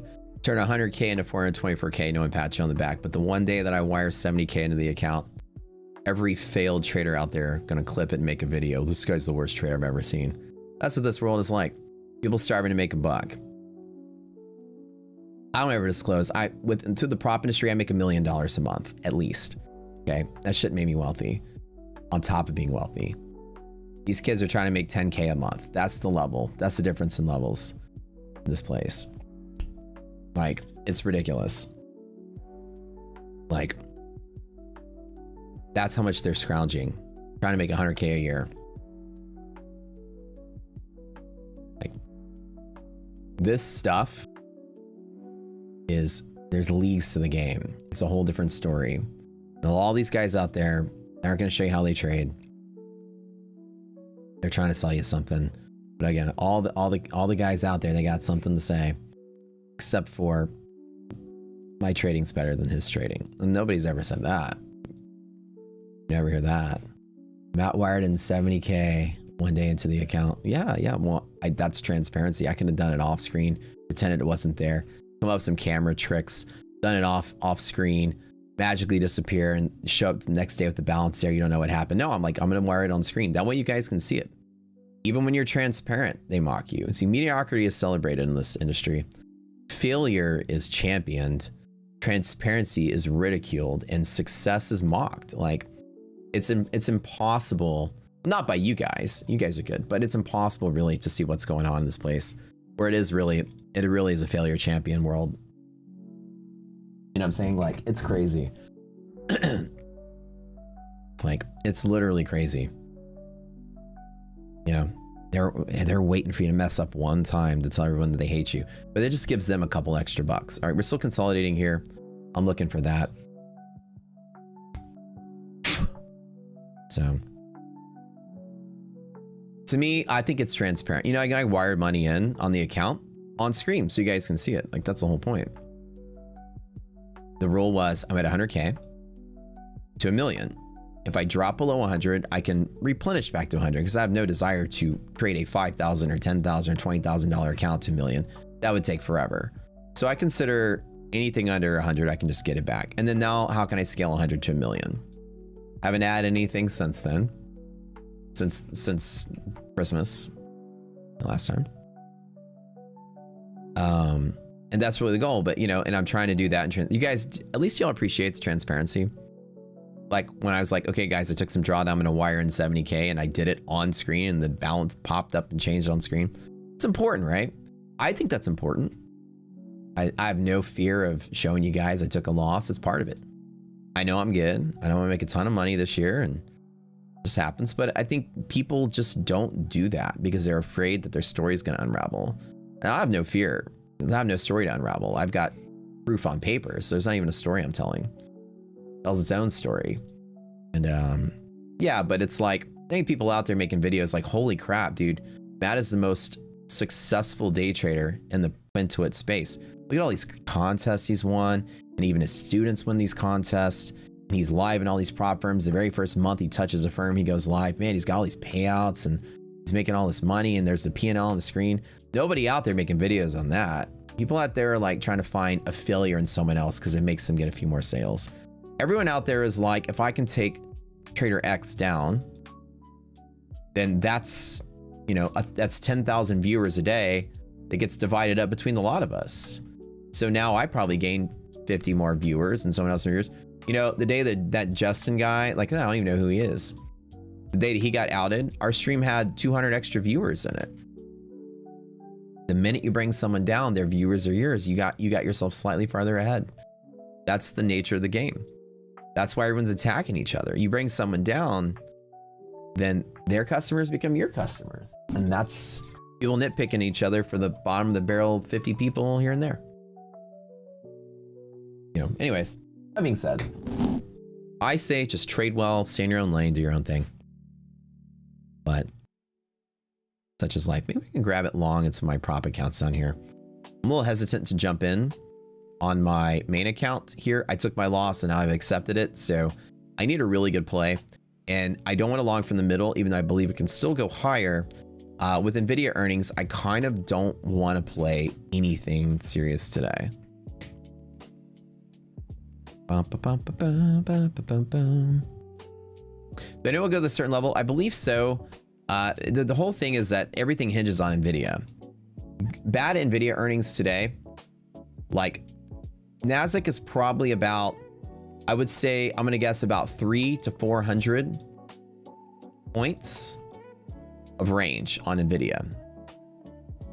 We might be pre-pricing in a little bit of that, but I think if Nvidia drops 10 to 20%, we're about 300 to 400 points on Nasdaq. Like if Nvidia drops 20%, we're not going to like 24/6 in a single moment. I think Nasdaq just goes to yesterday's close, and this is the range we settle at, somewhere in here, which puts S&P roughly at about 100 points, give or take. So S&P's sensitivity range is about maybe 6,900 all the way up to about 7,000. So this is the range that we're in, depending on Nvidia's move. And Nvidia could come out as a wash, and so we may not go anywhere. Yeah, the Rocket Scooter Gnome collection will continue to grow. I think so. So talk about some of our prop deals today. Just letting you guys know. Funded Next has some pretty cool deal going on right now. Code Rocket40 is the new code for Funded Next. Legacy 100Ks are down to $150 each, which is great. Like those are the accounts when they first started. These used to be $400. They permanently dropped the price to $249. And now the Legacy 100Ks are $149 and the Rapids are $199. Honestly, I'm going to tell you, and this is just not pitching you something, Funded Next has been my biggest ROI period in the prop space. I don't know if you guys have had the same experience. I've traded ETF, My Funded Futures, Apex, TPT, Tradeify. And I would say that Funded Next has been my biggest ROI. Is anybody else can say the same about Funded Next? In the days of uncapped payouts, that's what made it happen. Now in the cap payout world, it's not as high of ROI. But Funded Next, I was able to just secure massive ROI because the payouts were uncapped. Like accounts were uncapped. You could just rack up a massive balance. It was very easy. I built $330,000 of balance in one go. And that was even after I took payouts already. So Legacy was more money for more value. Yeah, it was a little bit more expensive. Hey, what's up, babe? Woo! How are you feeling? Say you weren't feeling so good today. We were all worried about you.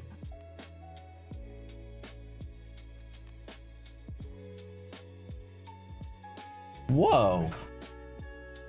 Have a coffee here? Oh my gosh. There's only that little bit. Oh. Thank you, man. Hold on. Thank you. Bring me some scrambled eggs. Thanks, babe. Babe, it's not good. It's just... And drop an egg in my coffee. Oh.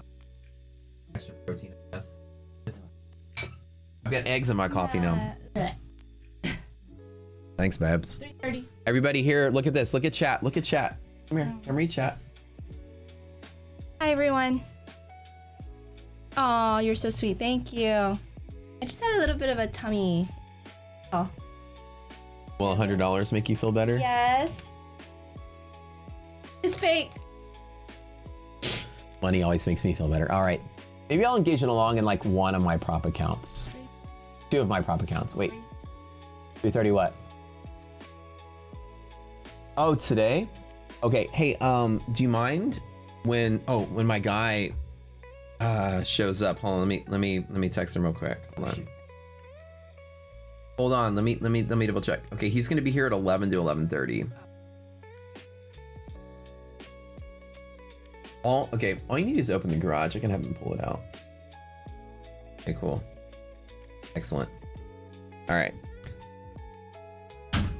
My boy Mingo coming over here to wash the Aston. Somebody asked what kind of car I had. I just bought a DB12 back in December. I'll picture what it looks like when it's cleaned up.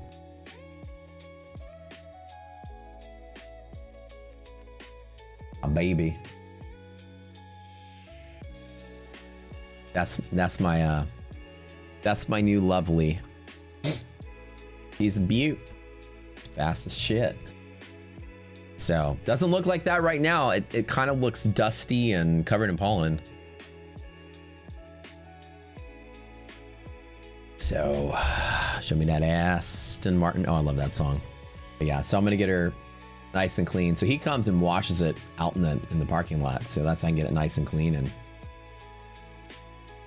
parking lot I can either park it here and he'll wash it, or I can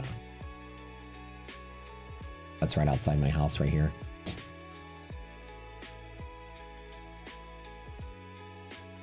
And then he'll just come up, just wheel it out of the garage, and he'll wash it right there in the street. Good. You'll race your pink slips, your DB12 versus your 94 Honda. I'll give you a head start of like 1 mile. I'll probably yeah. Actually, Honda's, what kind of Honda though? 94, is it a Prelude? Preludes aren't that slow. They're pretty quick for a 4-banger. When you get your car detailed by a guy named Mingo, you know it's gonna be fresh. Oh, dude, it's gonna be fresh. All right, I grabbed a long in like one of my prop accounts here on S&P. That's it. One contract, nothing big, just in case it flies. I'm not engaging in this in the real account. I don't really have any evidence that it's gonna go.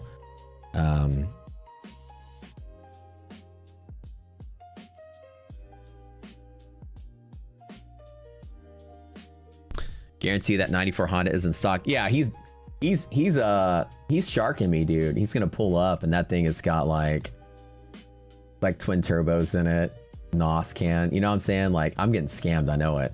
This 94 Honda was featured in Fast and Furious. The Hollywood rented it for the movie. K20 with the turbo, exactly. That's my crib. Looks like a drug lord's crib. Yeah,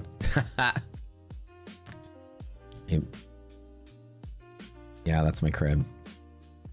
I don't like show pictures of exactly, like, you know, the exact details of how to locate me, but yeah, that's it. That's right outside my crib.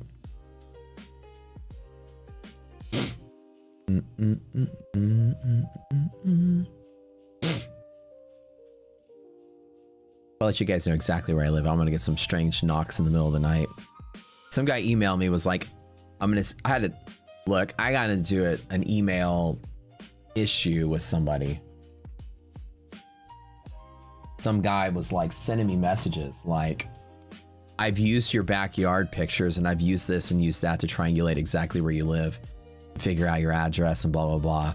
Just to prove it, I'm gonna send you flowers. And I was like,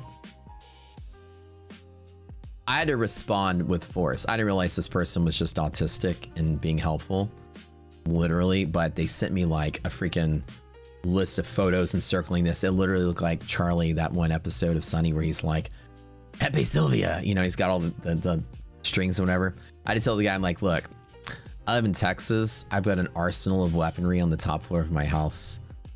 If you, by any means, step foot even into the gate, they'll be wheeling you out in a gurney. Just letting you know. Please don't come to my house. I had to be like that because somebody sent me, like, no, I'm just trying to help, And then it turns out I was being mean to somebody who was probably on the spectrum, who was really just trying to help. And then I was like, okay, all right, we're cool. He's like, no, really, I was just trying to prove to you that you need to be careful. I was like, okay. But you went to a very weird way of doing it. You don't display it this way. It sounded threatening the way you were coming at it. Like, I know where you live. I'm gonna send stuff to your house. I was like, please don't. So I kind of felt bad, but I have to kind of, you know, make sure that people know you can't come over like that. But, you know, somebody who was very passionate about geolocation, apparently, show me how good they were at it. Very not as much Rain Bolt, but more like Rain Man. It was like hundreds of photos. It was almost weird looking. But then at the end, I appreciated the person's attempt. I was like, my bad, I didn't mean to be so mean about it. He's like, no, he's like, I did come across a little weird. I'm just kind of weird like that. And this is a passion of mine. I was like, oops. I was like, my bad. I didn't mean to threaten you. You sound like you're threatening me. So I just let you know I live in Texas. Please don't come to my house. But a little more Rain Man than Rain Bolt. So I kind of felt bad with that interaction, but then again, when you get something like that, you just got to remind people, you know, hey, please don't show up and come into my house. It ain't gonna work. And then at the end of the story, he got a job at Rocket Scooter. Yeah, probably. That might have been like the final, that would have been the greatest thing. I mean, I probably should contact that guy and see if he wants a job. I'm not gonna lie. That's the kind of person I should hire, to be honest. So I got to be careful, like showing as much stuff as I can. I realize how easy it is for internet sleuths to kind of solve that stuff.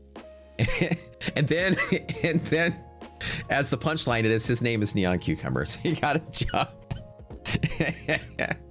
Just kidding. It wasn't Neon, but that's funny. That would be so funny. And that's how I met Neon. He was like, yeah, Matt threatened to like shoot me if I came to his house. But I just showed him I was just this big nerd, and then he hired me. That's what I would have done. So, but yeah, I did get, and it was, like I said, it was weird, the interaction. It was like hundreds of photos with like, here's the shadow, here's this. I found out that your house is pointing this direction, and I looked at it here. Very, very much Rain Bolt like, but it was like why even send it like that? You could just been like, hey, you know, just letting you know, I got like, I kind of figure out where you live. You got to be careful. I would have been like, oh, cool, bro, thanks. But when you deliver somebody like that, it's like handing somebody a manila envelope with like photos of you, and you're like, who's watching me? It was very invasive. So I was like, all right, I'll be careful going forward. Anyways, carry on. What if I show up with bourbon? Now, if you show up with whiskey, we're gonna have a drink in the backyard. There's no way around that. If you guys knock on my door and I open the door, you're like, hey, I watched your stream, and that you just like whip it out, I'll be like, come on in. Babe, grab some glasses. We got some whiskey. Let's go. Anyways, here's Wonderwall. Party at Matt's, yeah. You'll show your P&L. You show up and you just whip it out, you're welcome to stay.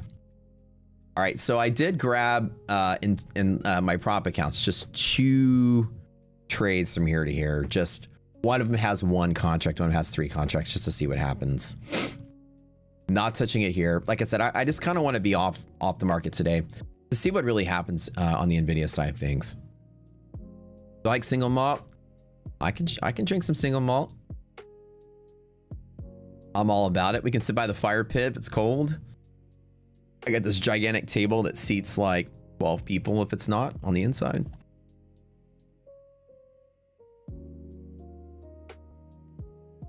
Yeah, you guys like drinking scotch or whatever.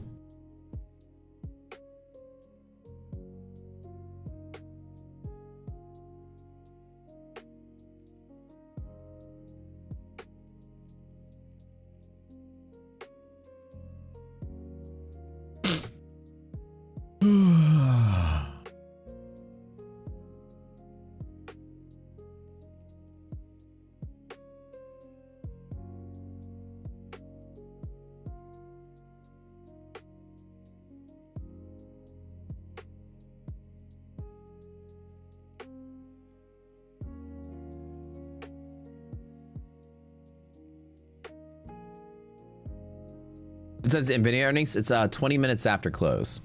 So after close, you just have a little bit of time for Nvidia to take off. All right.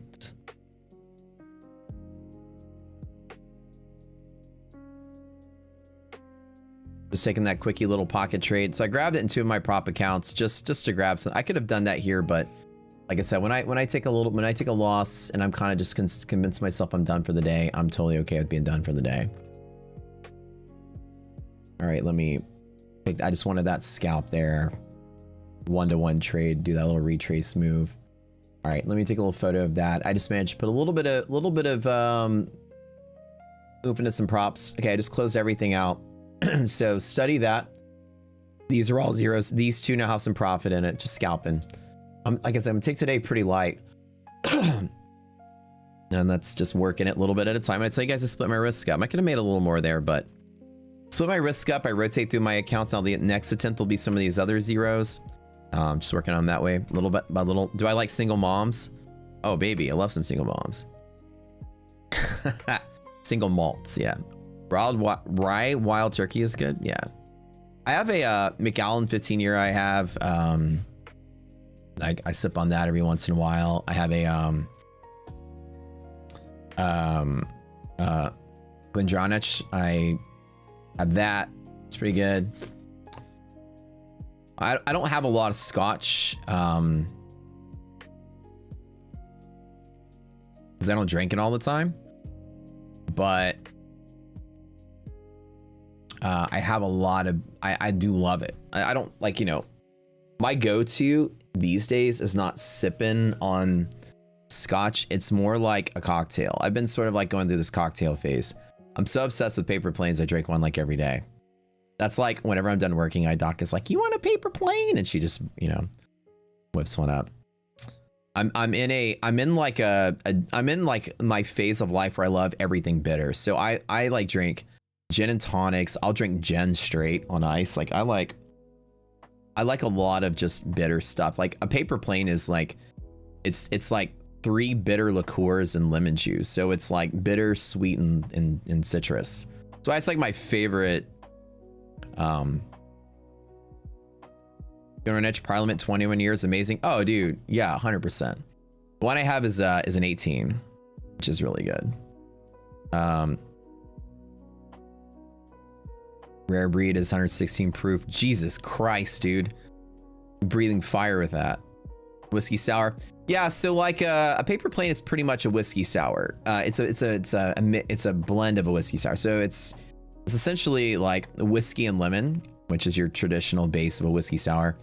And for your sweetness, it uses Aperol and Amaro Nonino, which are both, you know, everyone, Aperol is, it's a digestive or whatever they call it, aperitif or whatever the hell it's called. It's just an herbal liqueur, and Amaro is an herbal liqueur. They both are like sweet and bitter, like medicine-y tasting. And a paper plane is like a bitter whiskey sour, and it's so freaking good. It's just like because I like sour stuff. You guys gonna be like, iDoc always makes fun of me because like I'm always like drinking pickle juice out of the jar. Like, give it to me sour, baby. Love it. And so I've just been obsessed with the flavor. Final Word. Yeah, Final Word is really good. Final Word is the same thing, except they replace the, instead of it being Amaro Nanino, they use green chartreuse, which is the rarer chartreuse that you don't usually see a lot of bars carry. They always carry the yellow. Because the only thing green chartreuse ever really goes into is the Final Word drink. So, and it's also really good. Jack Daniels. I mean, like I don't ever drink. I don't have Jack Daniels, but like, you know, I remember being a young heavy metal singer in a band and being at bars all the time. I would drink Jack and Coke when I was in college. But so it's gone with market. We've kind of transitioned from the bear side to more of a bull side market. We saw the evidence on Monday. Remember we woke up Monday, all signs were bullish. Greater market, all three were bullish. Resilience is greater than 0. So I jumped in on the long side and it was going and going, and then it finally flushed. And I took a loss that day, and I think I worked my way up to being down $350 for the day. And that was the day that, you know, I was long, took a loss, and then I made all my gains back. By the middle of the day, I was down 7,000. By the end of the day, I was down 300. So I worked myself flat. Yesterday was one final sort of day that I was trying to short, and I was actually losing the direction, but making money on the trade. So I walked away about 20K profit yesterday, down 30 today. You can feel the pressure sort of alleviating from that downside selling pressure. You can also see that gold is rallying and Bitcoin is rallying. So like the whole liquidity crisis pressure is kind of off. Commitment of Traders is actually showing you that there's not a mass liquidation across the board. If you actually load up COT report, you will see that asset managers have been holding on. So I just took this trade from here to here and closed out. That was the other $3,400 in props. But if I load this up for you guys to see, y'all can see that, look, this is the data point that's from the 16th of February. This is last Friday. Nobody is liquidating as much as we thought. So what's causing that selling pressure is just a handful of firms that are in that boat. Everyone else has just been holding on since December. So you can imagine 90% of Wall Street just holding through whatever volatility. 10% of Wall Street's over leveraged in crypto and gold. Got fucked. So what we're actually seeing is this is the asset manager, right? And if you see the asset manager net long position S&P futures, the trend is that when this line goes higher, they're in an accumulation phase. So let's look at the bottom of April 10th when we turned around in 2025. You can see that during the times of the tariffs, does everybody see this on my chart? Pay attention. It goes, one of the best lessons you're ever going to get about reading the market. This is the active positions from reportable entities to the CFTC, that's Commission for Futures, that collect that information, and then they report it to the public. These 4 lines are all the reportable entities. Asset managers is the green one. So your 401k, your T. Rowe Price, or whoever, they're here, your ETFs, your 401k, your IRAs, pension plans, anything, that's all this green line. They have to report, right? They're institutional entities. The blue line are typically leveraged funds, hedge funds, people that are using futures to hedge against a position. Example is you have to store a bunch of oil sitting in an inventory, and you're going to flip that oil for profit. But just in case oil prices go down, you've shorted some oil contracts against the inventory you hold. Oil prices go up, great. You fix the price of your inventory. You've sold it at a higher price, your short took a loss. Oil prices go down, then your shorts gain some money, and then you sold your inventory at a loss, you balanced out. So hedge funds that are hedging against physicals will be buying contracts to go with it. Now the S&P and NASDAQ doesn't have a, somebody said stop the break even, looks like you had a little chop there. S&P and NASDAQ don't have physical deliverables. These are your only futures contracts that are gambling entities. This and treasuries, they don't, I don't think treasury delivers anything either. These are just cash swap instruments. So the loser pays the winner money. You don't have oil delivered to your doorstep, or a bushel of wheat, or a box of oranges, or fucking cows and pigs, right? So what you'll see here is that this is just people. Why were people hedging? Well, they could be long An example is somebody could be, you know, running this like exchange traded fund, and they have this like balanced basket of stocks, and then there's some volatility, and they don't want to have insolvency issues, so they go in there and short some futures to go with it, or a hedge. They work at the hedge fund, just short or whatever. So you're gonna have people just shorting the S&P, typically hedging against their long position in the market. Asset managers are typically long the futures market. That's just the way that it goes. So the trend is that when people are actually liquidating on an event, tariffs are going to crash the market, blah, blah, blah. You can see the asset managers. Everyone in chat, do y'all see this? Green line, this is 1 million contracts long, 1,090,000 at the peak, okay? Less and less and less and less net long. That's a liquidation. Do we all understand, chat? We see that? Cover this up here. Yeah, okay. So that's what liquidation looks like. And every time this goes lower, the price goes lower. Anytime this goes lower, the price goes lower. Anytime this goes lower, the price goes lower. Stock market pulls back when there's fewer people long than there were the day before. So when people are dumping longs, stock market pulls back. That's the only thing that pulls the stock market back. People are dumping longs. We haven't really seen that in this environment. We've seen little waves of it, but we haven't seen like a dumping of this. So when everybody's like super bearish the market, like it's going to crash, that's why I haven't had that kind of sensibility of it not crashing, is that I'm like, probably through March, it's going to be small and short lived because there's a liquidity issue. Am I saying bear market, crash market? Crash market, yes. Bigger bear market, no. Maybe a month and we're out of it. Because I've been watching this chart, we haven't been seeing liquidation. We've actually been seeing accumulation since the middle of January. Since here. People are actually accumulating, even though it's sort of trying to sell off. Your longs are holding through this. When I keep saying it feels like most of Wall Street is just holding through the noise, I don't just pull words out of my ass. Like that's what I get that from here. When I say it doesn't seem like anybody's really selling anything, they're just holding, like maybe it feels like 10% of people are getting liquidated because of the crisis, but the rest of the Wall Street's just kind of holding on. This is where you get that information from. COT is where I get that number from, or get that sentiment. So anything I ever say, I'm not just talking out of my ass. It's all data backed, right? So number one is when this is not selling off, this is not going to sell off easily. Number two, when the asset managers are in accumulation phase and the hedge funds are shorting to go with it, so the shorts are becoming more short, the longs are becoming more long, that's actually liquid.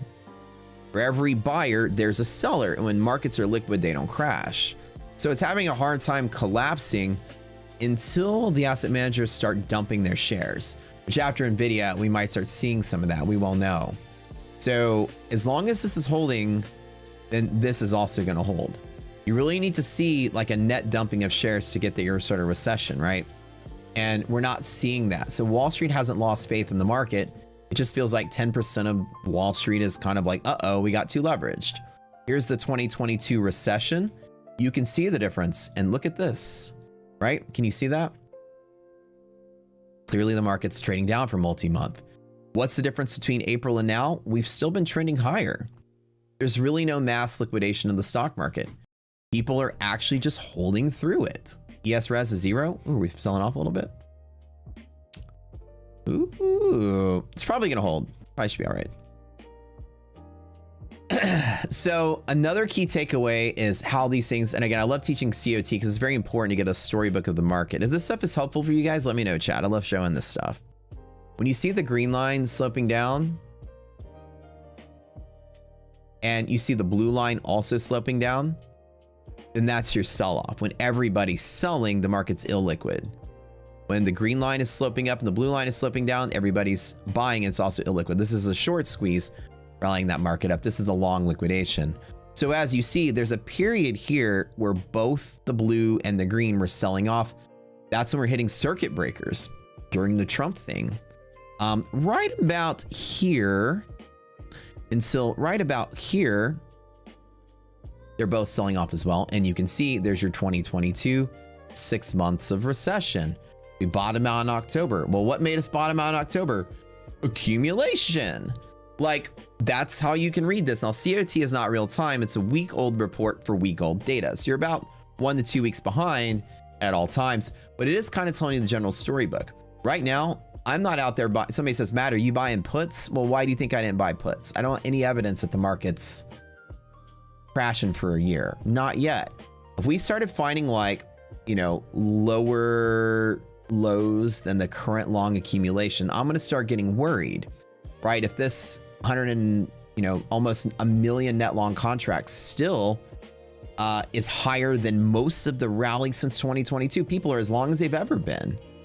That's the craziest thing. Even at the high, people are as long as they've ever been. Look at this. From 2020, it wasn't that long.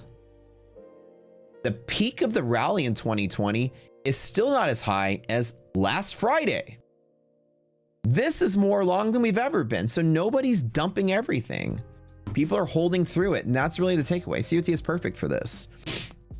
So you can see that when I tell you that it feels like a liquidity crisis only, not a greater bear market, that I'm quickly going to switch my bias. Like today, I'm like, yep, back to being long. I'm not married to the bear side. And whenever the crisis is over, I'm jumping back to being a bull. And so this might last for, you know, 3 or 4 days, maybe to the upside.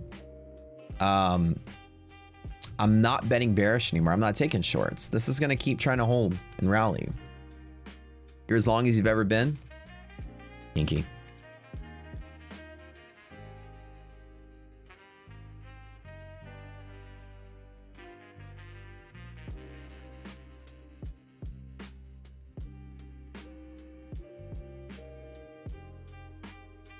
How's COT look for gold and silver? Yeah, good question.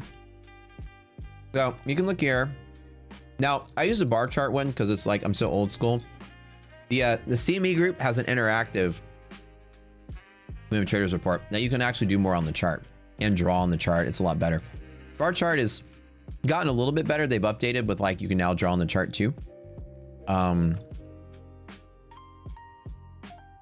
But the CME group one is a little bit more information. I just got used to using this one, so I never switched. I love the bar chart. I got used to the colors, I guess. So gold and silver, you go up at the top. You get every contract you can look at. So here's oil. Here's this is diesel. This is gasoline, natural gas. You got all of it up here. I mean everything. You name it, treasuries. You got all of it. So let's find gold, palladium, silver. Oh, here it is, gold. Yeah.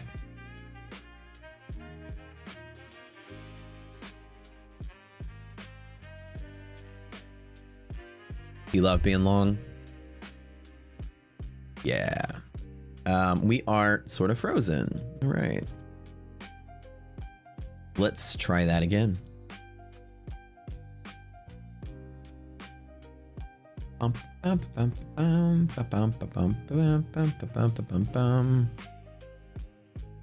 So gold, let's load that bad boy up. Guys, hit the like button. Don't forget, we'll do giveaway in just a little teeny tiny bit. So let's look at this, right? So there's 2 different types of commitment traders report. You have commitment traders financial traders report, TFF, which is usually where you get like the dealer, asset managers, leverage funds. This is usually for, you're not going to have this for a lot of commodities. You might have just your traditional COT report. So the way that it goes, let me tell the story. Early 2000s, right? COT report's been around for a while. In the early 2000s, so COT, like I said, goes all the way back to like the 80s. And the early 2000s, financial instruments for financial traders, you know, you're talking treasuries and like non-deliverable gambling products like the S&P and NASDAQ that settle in cash. They didn't have their own report. That was really more important to see the hedging on non-delivered, you know, contracts with non-delivery. So you'd have, you know, those things needed their special report because you kind of really cared about how market makers. So the red is market makers, by the way. Green is leveraged, you know, asset managers, institutional longs. Your blue is your net short, hedge funds, and other reportables. Typically, like this category, other reportables is going to be like smaller investment firms, annuities firms, something like that will be in that category. Federal Reserve Bank is in that so the Fed is in orange category. Orange is kind of like the green, just smaller. And usually, typically, they sort of hover in the middle. But you're not going to get this report for everything. And I've noticed, like with like commodities, you're going to get this other report. They categorize them differently. You've got commercials, and then non-commercials and speculators of the large size and the small size. So your smaller speculators are here, your larger speculators are here and here. It's kind of split up a little bit differently in the TFR report or TFF report. This one right here, it's just basically for commercials and hedging. So commercials are going to be, let me explain the difference between this. So it's basically the same data split into different categories. Like the commercial side of things, oil is the easiest example to describe what these pieces are. So the red line is the people that are handling the product. An example being like producer, merchant, processor, and then user. So here's kind of the difference, right? A producer creates something. Let's use farmers for example. Producer is your farmer. They grow it out of the ground. Producer creates or retrieves. Okay. A user destroys. Farmer grew an orange. You as the customer buy the orange from the store and eat it. So you destroyed it. So producer destroys. They remove it. Producer creates it. That's easy to see. So we have the creator, the destroyer. Processor converts it. So processor makes OJ out of the oranges. They convert it to another usable product. So they move it to something else. A merchant takes the orange and moves it from this person to that person and that person to that person and that person to that person, that person to this person. Merchant's just the person that transfers it. So this is a convert. This is a transfer. So the four pieces of this are somebody that creates the thing, somebody that transfers the thing to someone else, someone that converts the thing to something else, and someone that destroys the thing. So all four of those pieces are here, and they lump. So basically, it's people handling the physical oranges. It has nothing to do with the contracts themselves. Contracts will deliver the oranges to you, and it's usually one of these four people buying these contracts in this red line here, which is a different one than we saw in S&P. So essentially, those four categories are roped up into the red line. And who's going to buy or sell these contracts? Well, if there's a demand, right? You have an inventory and you're holding on to something and it's going up in value and you want to make sure you lock in a price before the value goes down, you can now sell a contract, which gives you a right to sell at exactly that price. You locked in your price. So as you see, there's a net sell in gold commodity. There's a lot of people locking in these high prices by shorting a contract. Somebody bought the contract from you, you're selling it to them at that price you shorted it from. So you locked in your inventory's value, right? So that's kind of what you see in that particular thing. Now the hedging, is done by these groups. These are non-speculators, managed money, other reportables. Like your other reportables, these guys are in these two categories here. Your institutional handling of the actual commodity, they're not inside of this group right here.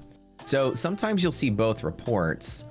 With gold, doesn't look like we have one. I never really look at gold. But the way that you can look at it is that the non-commercials, so the people that aren't handling the product, just your speculators, your hedge funds, your asset managers, all of them are lumped together. Now, how are they positioned? They're net long, speculatively.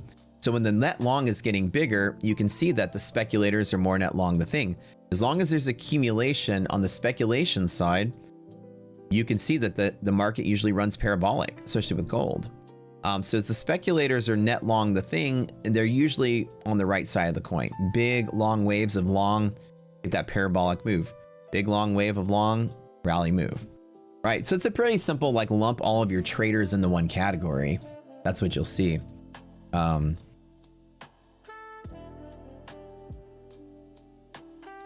double check the market here. Yeah, I'm glad I'm not engaging in a long or anything, just chilling. And then the small speculators are your smaller spec that kind of really just floats at zero. So in reality, this report wasn't really useful for traders. That's why they created the other one. Because you're like, okay, yeah, speculators just more and more net long. That's cool. And then, of course, the other side of the coin, remember, all your futures contracts net out to zero. For every long, there's a short. There's always somebody buying or selling to something. So it's kind of blended up because your market makers who are neutral, are basically lumped into your speculative traders. So anyways, with gold, you're basically just looking to, I never really thought it's easy to get usable information from the regular COT unless you're a hedging party. You're hedging your own inventory. You can see that, there's a lot of people hedging inventory. Prices are going up because speculation is going up. Okay, cool. So my inventory is protected. Like, you know, if you were a farmer, you would care about this upper chart. As a trader, you want the second one. You want to really see like how things are spread out. I think oil has both of them. Yeah, so like an example, oil, the example from earlier, like oil is going to have, I'm sorry, let me make this a little easier for y'all to see. You're going to have your commercials, producers, merchant, processor, user. Yeah, producer, Shell digging the oil out of the ground. Merchant, Cushing, Oklahoma, that big tank farm that just stores everything. A processor, well, Shell is also a processor. They take the oil, they also produce it and create oil derivatives, plastics, you know, petrochem, naphthas, all that stuff. They process into that. User, nobody really uses oil, I guess, unless you buy a barrel of oil and maybe you like bathe in it or something. Not really used in its raw form by any reason. Almost all 100% of its entirety, oil is used. Oil derivatives are used. So there's really not really many users of oil that destroy the oil. It's almost 100% converted in something. Even the crappiest part of the barrel is used to pave roads. So basically oil is, for the most part, 98% converted to usable product. The other 2% is burned and sent to the atmosphere. Backyard oil wrestling. Yeah, like you run like a oil wrestling bar or something, you know, lube it up. Maybe not with crude oil. It's very carcinogenic, but hey, maybe there's some low quality backyard, you know, kiddie pool oil wrestling guy. The other 2% is sent over to Epstein Island with P. Diddy. So let's go. Yeah. So anyways, so oil has both, right? And you can kind of see, again, you can see that there's a mirror image of the green and red lines. They're exact and opposite. Because the blue relatively doesn't change that much. You can see blue is just kind of smaller speculators aren't that much of the pie. You can see right here, 20,000, 10,000. There's not a lot of contracts here relative to the hundreds of thousands, long and short. So here it's kind of the same thing.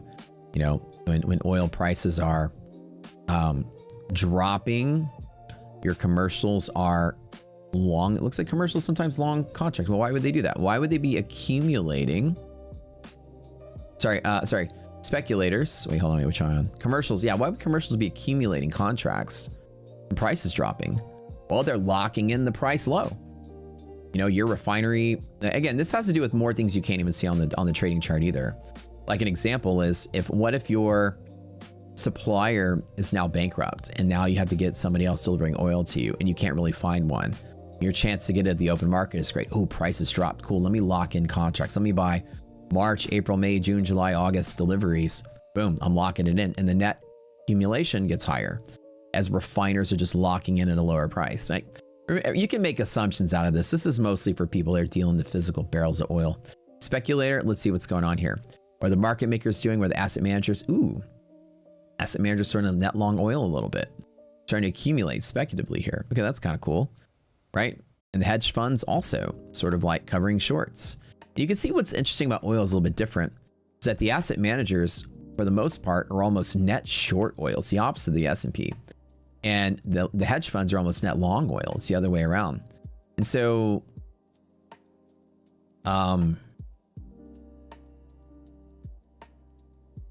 you know, typically the hedge funds are probably like on the other side of the coin. Instead of protecting value, they're more protecting inventory. They're guaranteeing they can get delivery at any given time. So it's like whenever prices drop, the hedge funds are going long. Maybe a little more speculative, I would say, to the long side. Again, I don't know oil as much as I used to, but you can see that you can make those same assumptions there. But you don't get yourself looks like we don't have a TFF for gold, but anyways, that's how you read it. I'll do oil wrestling in Alabama. There we go. And that's probably the state sport, huh? Now oil has gone up, small long for you. Yeah, I don't really feel like the market's going to be selling off, but I'm not jumping on the long here. Much as I did want to keep trading. Once I took my loss overnight, I'm kind of sitting out. So my stop was, I think it was distributed between 120 and 140. I had all my stops. I stored I think 35 contracts, something like that from here. And I stopped all through here. and my stop losses. So I could have been in a way worse situation had I overtraded. How to control my emotions on that is I just know when I'm wrong and I feel the difference in the market, and I'm not going to jump and try to revenge trade. The market didn't pop up. I was like, finally I'm gonna short and make my money back. I never have that thought. So because I don't have that thought, I'm never at risk of doing something stupid on top of stupid. Every trade is a new trade. So I kind of take that a little bit different. Sound like the weasel? Squeezing the juice. No, no, no, squeezing the juice. Get out of here. Hey, buddy. Me and the weasel. Last few months where everybody repositioned. You remember squeezing the juice from Encino Man? Dude, I want to watch Encino Man tonight. You know, there was like an era when Brendan Fraser made like a lot of really good movies. You know, before he got his hair transplant. Before he got, you know, before he did all this plastic surgery. There was the earlier, no, Wheezing the Juice. Yeah, the earlier Brendan Fraser. We had Airheads. We had Encino Man. Oh yeah, and the Pauly Shore had a lot of earlier movies. In the Army Now, Biodome. Oh, him and Stephen Baldwin. Oh yeah. Is it Biodome because it goes both ways? No, but we do. Dude, I think like I had all the Pauly Shore movies on tape when I was a kid.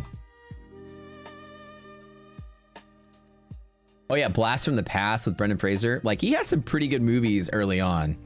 Encino Man, probably his best one, I would say.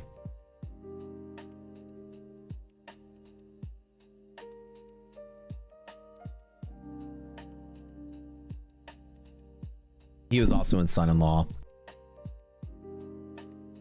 He was in the what was that movie with Joe Pesci when they were all at Harvard and he stole his like dissertation.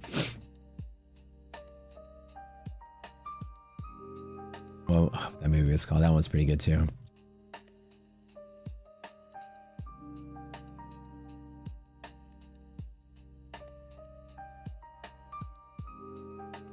Bedazzled. Oh, with Elizabeth Hurley. That's right. He was in Bedazzled. That was funny. Airheads. Dude, Airheads was such a good movie. Airheads was a really good movie. With Steve Buscemi, Adam Sandler, and Brendan Fraser, right? That's who was in that, I think. George of the Jungle. I thought Blast from the Past was really funny. It's Christopher Walken was the dad, and it was what's her name?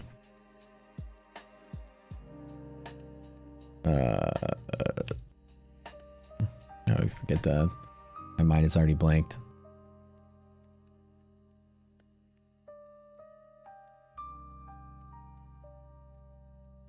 Alicia Silverstone.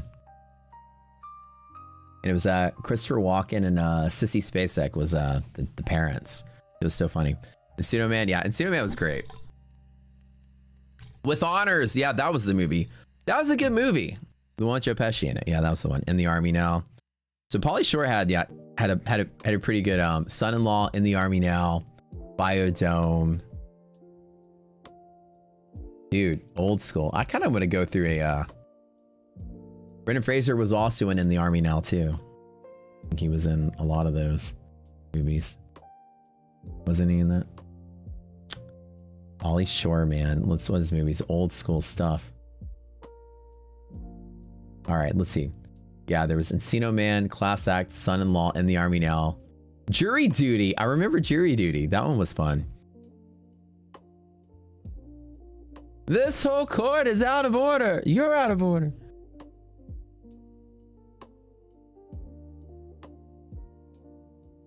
And then he didn't do anything else after all of that. What was his last big one? I think was Biodome. That was like popular.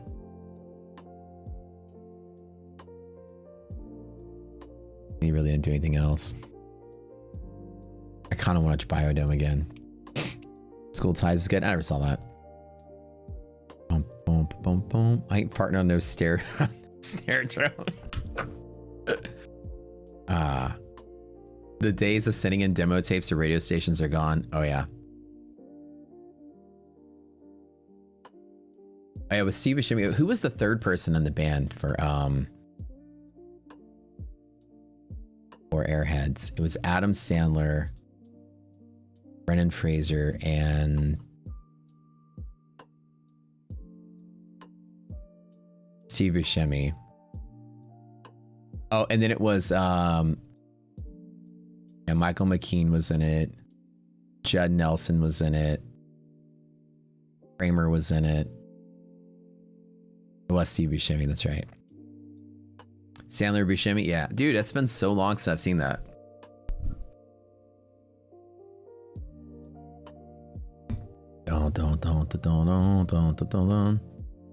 Pauly Shore audition for Bill and Ted. Dude, I recently popped up on my feed while doom scrolling was like the earlier audition tapes. Bill and Ted.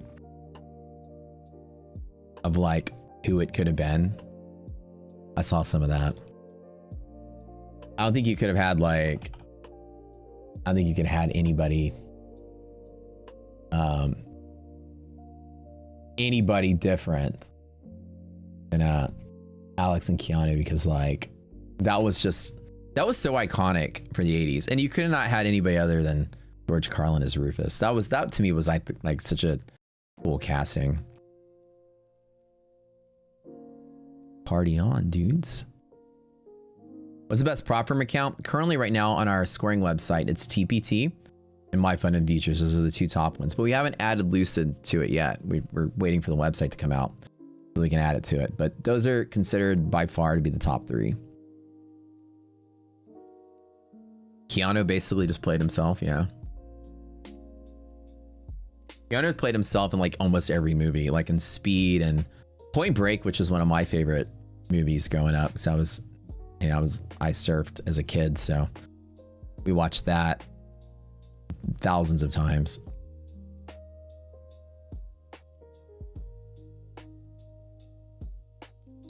I think what I heard from Apex is that I was just my antics on social media they didn't approve of. So 2 weeks ago I posted something like this. So, and I was, you know, they started like, we didn't really work with them until like a couple months ago. They started flying out, trying to take us to dinner and work with us and give us giveaway accounts. And I didn't change my tone. I think they did that because I was talking shit about how bad it was. And they were trying to sweeten the deal and win me over, and I still didn't stop talking shit. And so that didn't last long. But I don't think they appreciated that, but I didn't say anything. I just polled the community. But apparently I took it a step too far, I think, in this last round when Apex was getting blasted in public because of the whole scrutiny behind certain traders and that email that went out. And I was like, thank God I don't trade with Apex. I was saying that in all these tweets. I was like, you guys won't see me showing $700,000 of pay-in because I don't even trade with Apex. Who would trade with Apex? It's horrible and it's hard to trade. And I think they just had enough of me saying that. They just didn't want to cut me a check anymore. Well, I don't really talk smack about prop firms, but I mean, I was very curious. I was hesitant about where I talked to you for months about it. Before I even started accepting their offers, I was like asking you guys. We took a poll here and you guys are like, please don't do it. Like more of you guys were like, don't do it. And I was like, you know what? It's free accounts, whatever. But I think they thought, you know, their current thing is a big PR campaign to like, they hired people to like go around and meet everybody and talk to everybody and fly out and take them to dinners and stuff and smooth it over, which I was like, cool. But, you know, in those meetings, they were like, yeah, we're the biggest prop firm in the world. We got this to offer, kind of out that. I was like, are you guys going to change your subjective payout rules? They never said they were. And I was like, well, I'll take your check, but I'm still not going to endorse you. And give me the free money, I'll take it. But so no, they just, I think they just didn't like that they asked me to take that poll down. That's literally, they were like, it's causing some sensitivity in the ranks. Can you please take the poll down? And I was a little offended by that. I was like, fine, so I took it down. I deleted it, but I took the picture of it. They didn't like the poll. They literally asked me to take it down. And then now they're calling out, yeah, they called out somebody, and then I was like, you know, whatever the case may be, nothing personal against them, but we just don't endorse them. We never really did. We had a code that just sat there quietly in the background, but we never did much business with them. Nobody here really uses the code anyways. Everyone here trades TPT instead of Apex. That's kind of the, I would say 9 out of 10 people here would use the code on TPT versus Apex. We didn't do any sales with them really. But, well, again, nothing, no bad blood or anything, but I'm not going to be silent about my true opinion. No matter if you're cutting me a check or not, I'll be honest with you. There's proof of that. There's proof that nobody cuts me a check for me to say I like them.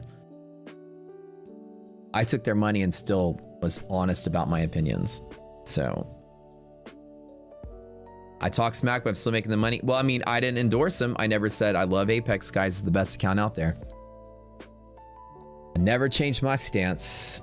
I was like, well, we got it. If you guys still want to buy it, you better give the commission check to me instead of someone else. But yeah, doesn't matter to me. I don't even care.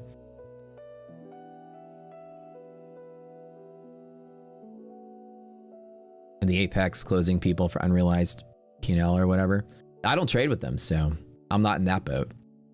I think they canceled some of their influencer folks for misrepresenting their gains or whatever through Apex. I don't own a single Apex account. Not a one. Yep. But for those of you that do like trailing drawdown accounts, I'm doing a giveaway next month. If you do spend $1,000 between now and the end of March, I'm giving away 5 lifetime memberships. You spend $1,000 with TPT only, on top of the lifetime we normally do. You spend $1,000 with our code anywhere. So, you know, yeah, if you can beat trailing drawdown, TPT is easier by double. I mean, you have end of the day drawdown, the eval side, right? So it's not trailing until you go live. Trailing drawdown, unrealized profit is wild. Yeah, like who would want to be susceptible to losing while you're winning? I always thought trailing drawdown, but I mean, trailing drawdown is designed as a cash sweep. These companies that make these things are designing these things to take your money.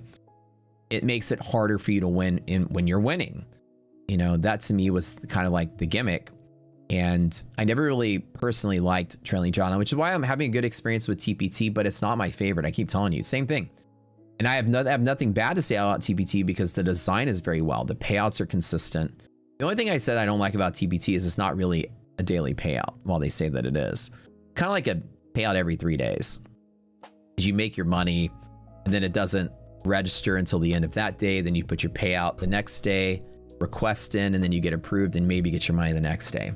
It's like when you close your trade out, it's like a 2-day process for you to see that daily payout money in your account, 2 to 3 days. You guys strange TPT experience the same thing, but it's still really good. Not even dogging it. I still think it's really good. Do I like the accounts? I don't really like them that much because I don't like trailing drawdown. It's harder. It's really harder to do trailing drawdown. I already explained what happened with Apex. I got the note they didn't like some of my commentary on social media. Most likely I'm pointing to, they didn't specify, but I'm sure it's whenever I asked this out there.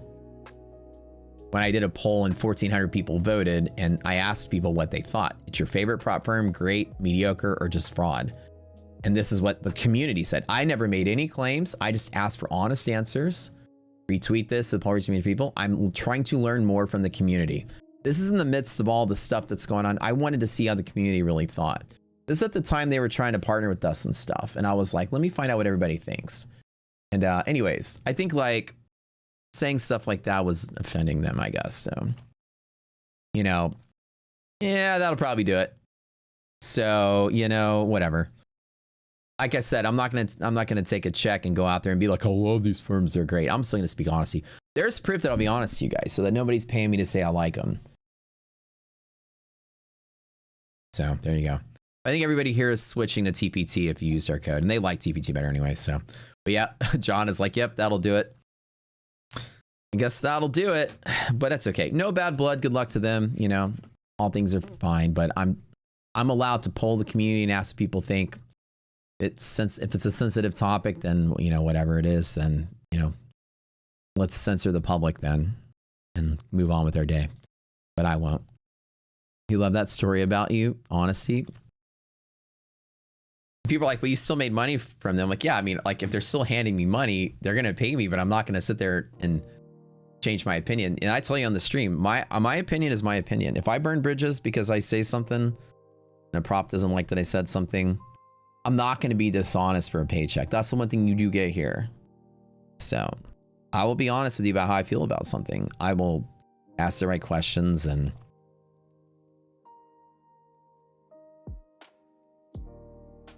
because it doesn't really matter. The outright fraudulent made you LOL. That was in the midst of some controversy. People were claiming payout. I've got dozens of you sent me emails about your payout denials with them. When I asked, at that time I was asking, can you guys send me all the information you have? I sent all those emails forward. Everybody here was asking me, can I get a follow-up? Can I get a follow-up? They never sent anything back. I sent all those emails forward, try to push it up the ladder. Hey, you know, this guy hasn't got their payout. This person's been waiting 3 months. This person waiting 6 months. What's going on? I spent all that work sending all those emails you guys sent me, and I had dozens. Let me tell you. When I always tell you guys you're having an issue with the prop firm, send it to me and I'll try to escalate it. I escalated it. I never got any response. I don't think they did a thing for it. So yeah, I was kind of like, let me pull the community and see if I'm getting into some hot water here. You know, I don't want to be jumping into something that really is bad. Cause like I said, I think like over a year and a half ago, I traded with them for a little tiny bit. I'm talking a little bit, and I hated it. And I immediately switched to ETF because they had some accounts like statics that were better suited for like what I like to trade. Trailing drawdown out the door to me felt like a gimmick. And I was like, this is stupid. This is a waste of my time. I don't need to be doing this. So, they're a shadow ban, no live program yet being reviewed. Yeah, when I went to dinner with them, I asked them about the live program. They were like, oh yeah, we have a live program. And I was like, how many traders do you have that are live? And they go, well, he's like, I don't know. I'll have to get back to you on that. He's like, we reserve the live program for, you know, people that are really, really, really good. We like to find really good traders. So I was like, who's live? He's like, I don't know. I'll have to get back to you. I'm going to tell you, I know everyone in this industry. I know every trader. I know every influencer. I chat on the phone with half the people out there on a daily basis. We get and take bubble baths and fucking on the phone. Last night, I had an hour-long conversation with Max Options. Hey, how was your day? Hey, sweetheart, how was your day? Oh, good to hear from you, honey. No, we fucking talk all the time, and none of us know a single person that's live with Apex between all of us. And each of us have communities with hundreds of thousands of people in them. I've got on the phone with so many people. Nobody knows a single person in their own community that's live with Apex. Not a one. I can't name one person. I don't think they have a live program. I can't name one. Max can't name one either.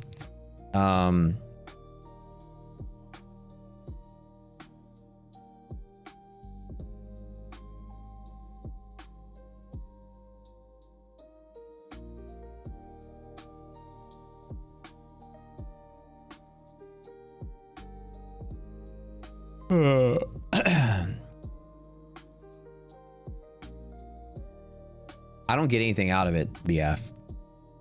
I don't have an affiliate. I don't have a. I don't get like a not commission. What's that? I don't get like a partnership check. I don't do any marketing for them. Nothing. I never changed my opinion about Apex. February the 2nd, I asked this poll.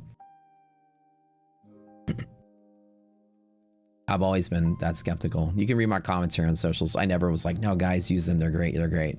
I said, we got them. If you guys want the giveaways, we'll give away the free accounts. We'll take free shit. That's exactly what I said. I never said everyone go trade them at all. I never endorsed it as something I personally would use on my own ever. You don't trust traders through marks and booties. I agree. I was willing to give out the accounts and that was it. But you'll never find me saying these accounts are great, you should use them, because I think they're good personally. I said, if you like cheap trailing drawdown accounts, this is the option there. But everybody's always been more TPT focused in this community anyways.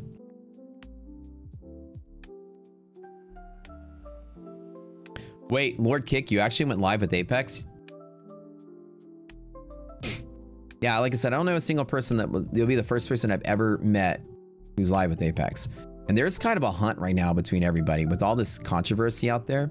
We're all talking to each other to find out, is there actually a live program?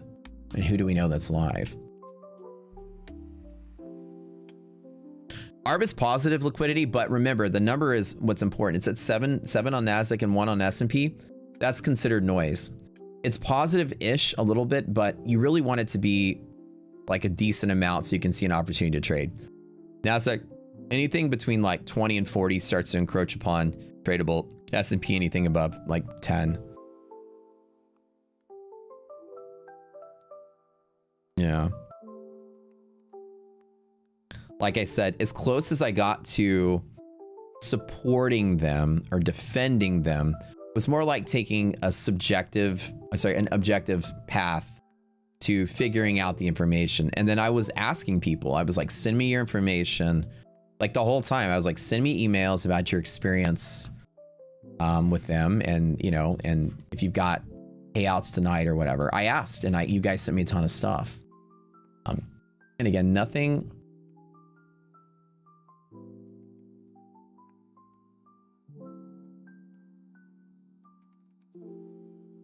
Here's an email. And I sent it all forward, nothing happened. They said like here, and on December the 18th, I get emails from you guys. And I've been asking all through December, through January, through all the period where we were kind of like trying to work together. So we said, Avex, send me an email. Here's a PDF attached regarding my PA account. So how account will be set to no more evals during the review period where they themselves set over the next 30 days. The compliance team will risk out, blah, blah. To the state, haven't received anything from Apex at all. The 50, 60 days after they send me an email, put your account on no more evals. To ask if others experience the same thing. If anyone actually got their accounts reviewed, the no more evals restriction removed. Eventually, some moderate admin decided to remove or ban me from the group simply for sharing their experience and asking legitimate questions in their Discord. I love it if Apex could actually finally review my account and remove their emails. I've gotten over 92K payouts, and if you can assist in making it happen. This is from December the 18th. I've got a dozen emails like this. They haven't reviewed my account in over 7 months. They keep persons following up with me. Somebody said Apex passed 18 accounts. All 18 accounts are denied, wrongfully denied and set to blown. Blah, blah, blah. So when I asked you guys in December, January, February to send me what you had, I still was collecting info. So I sent all that forward and I don't have any resolve. Nobody reached out to me and was like, hey, we're going to see this out and check it out. I pretty much got a cold shoulder. So I'm not making any claims left and right. That's just the data. That's exactly what happened. They wanted your indicators and your rule set. They wanted to see your strategy. Is Tracer Matt live with Apex? I don't know. I don't know if he ever was.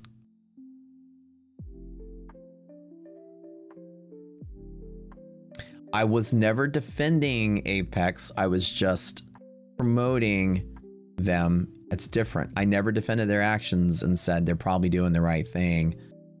I was still collecting data. There's a difference. I'm like attaching a disclaimer to like, yeah, we're giving away accounts, but also no, it's Apex. Take them if you want them. It's kind of selling it, but not really defending it. Yeah, I'm gonna take it off the banner. I never said they're doing good, guys. Trust them. I still was saying what I was saying on socials. I used to get, you know, a weekly text that's like, hey, can you take that down? Can you stop saying that? Can you stop saying that? So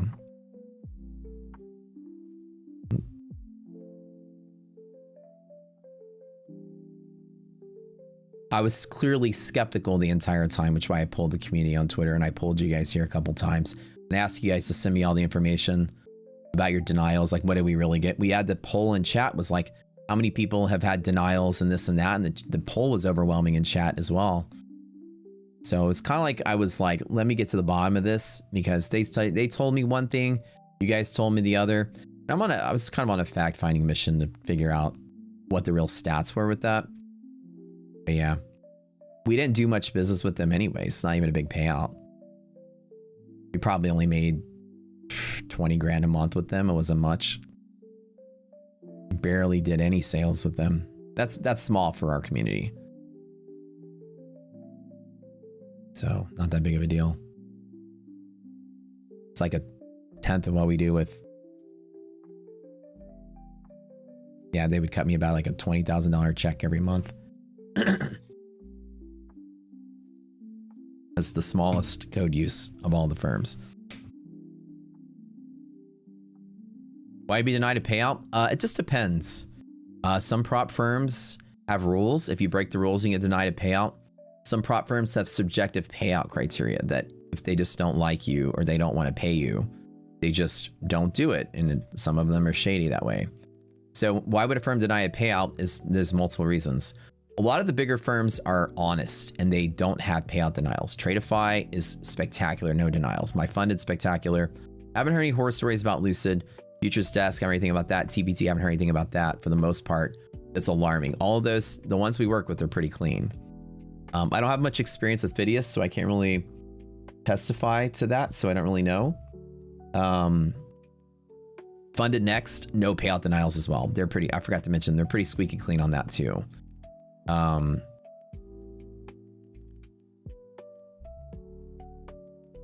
You know how Uncle Phil would toss Jazzy Jeff out of the house, LOL. You know my favorite episode of The Fresh Prince was where Will was getting hustled by the pool shark, and Uncle Phil had to go in there and like basically hustle the hustler. And I always remember there's this one video online which is like, you guys remember when like Uncle Phil goes in there and he's like, how do I play the pool thingy, and he like hits it all sideways and stuff, and then after the guy was like, yeah, Uncle Phil, you want to play again? He was like, okay, how about $100 a ball? Okay. And he's like, all right, you're on. And then he goes, Jeffrey, break out Lucille. And then Jeffrey brings out the pool stick and he puts it in. Yeah. Everybody saw it. Yeah. And he gets in, he screws it in and he gets in there. But there's this one video, you know, the song Guile's theme goes with everything. And so it's Guile's theme from Street Fighter, where it's like dun dun dun dun digga digga dun dun dun dun dun dun dun dun dun dun dun. And so like he's playing that song in the background while he's running the table on the pool shark. You gotta watch the Guile's theme Fresh Prince Breakout Lucille. I'd play it, but I'd get a copyright on it. But you gotta watch that one. It goes so well with the scene. Jeffrey, break out Lucille. And yeah, it's pretty good. Good stuff. Dude, we used to have such good TV back in the day. Fresh Prince is a good show. I used to watch that all the time. All the TGIF stuff was good, with like Full House and Family Matters and all that. Yes, sir. But like I said, you know, more power to them, but like I said, we're not losing much by, you know. I just say, if you guys, you know, you want that style of account, TBT's the way to go.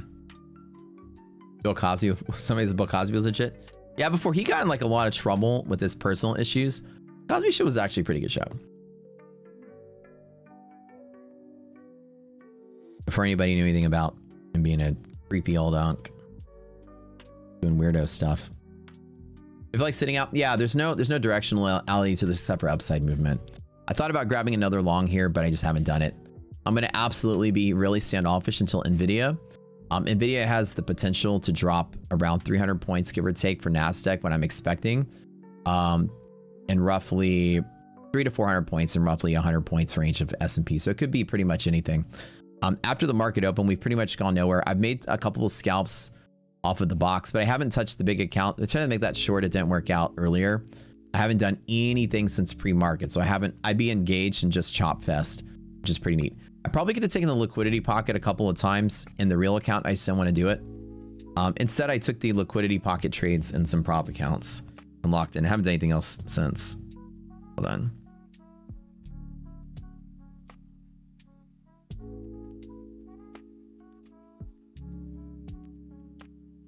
So yesterday we went to go check out our property that we're gonna get. The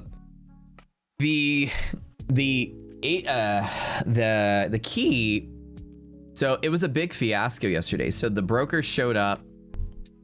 So we're getting a commercial property. So IDOC and I are opening a bunch of fitness studios this year. And also with this one deal, it's a beautiful spot. It's 3,000 square feet, which is bigger than what we need, because we need about 1,800. 2,000 would be at the max. It's 3,000 square feet. It's on the corner. It's on the end cap. It faces 2 major streets. 100,000 cars pass by that spot a day. It's huge, and it's right by grocery stores and fitness related foods, and it's like the perfect spot for this. We're gonna open up a thing that we want to be like the limelight location for it. You know, the sort of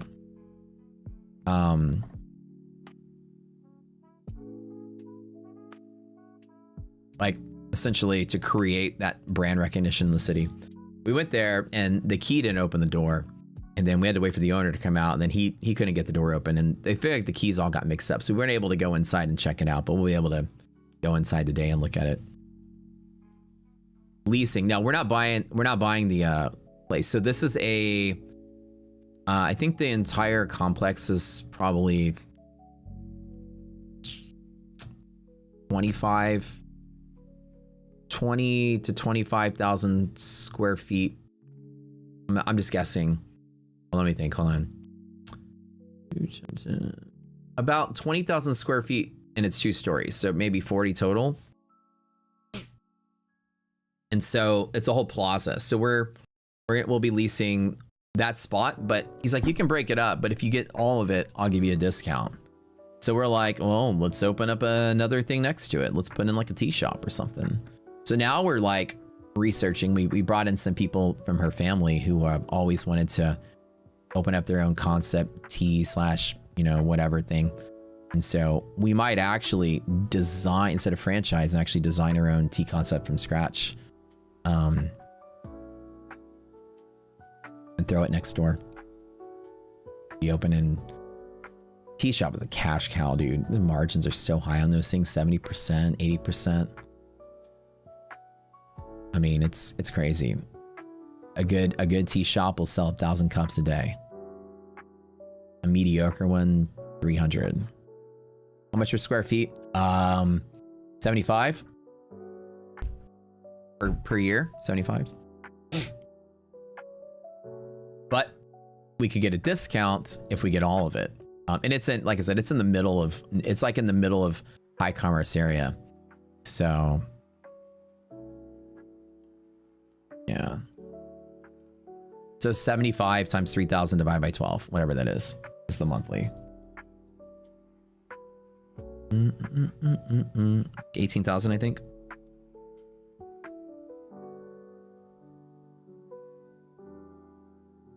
$18,700, yeah. So the place is gonna cost $18,700 a month, but he was like, because there's an extra. He's coming in under market, and he also is putting 15 of that's normally 60, but 15 of that's from the triple net. So they're gonna do less of it if we get both spaces. So I was like, okay, so let's get both spaces and do a matcha shop. Yeah, that's what I'm telling you. Matcha would be great. That's what we're thinking of. But a matcha shop next door, because and honestly, fitness is a high dollar customer. It's a very low margin, high dollar sort of thing. It's a boutique thing. If you create something that sells 1,000 cups a day or even 500 cups a day, it's 500 people that walk next to your fitness studio. You capture 3 or 4% of those 500 people, then even if the boba matcha shop breaks even, you don't even care. It gets you a discount on the other business, and it generates foot traffic so that the other business stays stocked. So I was like, even if it's a break-even business, I don't care, because we would get thousands and thousands of dollars of profit a month by getting a lesser term on the lease. Yeah, so we're not buying the whole plaza. This is just leasing out a space. Normally, we thought we would, like obviously, like at some point, we want to start building our own stuff inside of our own properties that we do own. That's kind of high. Well, for the city, it is on the high side, but is on prime real estate. I'm talking prime. It doesn't get better than this. You have a street. You have a massive plaza with grocery stores, apartments, everything over here. This is a freeway. And this is one of the busiest streets that goes into where everybody lives in the city. 100,000 plus cars every day. And then you got this plaza over here, and it is the corner unit on the plaza. So you got the freeway right here. You've got a massive street here with tons of people, and you got all kind of living and grocery. And it's in the area of town, which is known as like the bougie or fitnessy area of town. It's as prime as you get. So, can you help with commercial, Mario? Oh yeah, I forgot that you did that. That's right. Why do you say that I'm buying?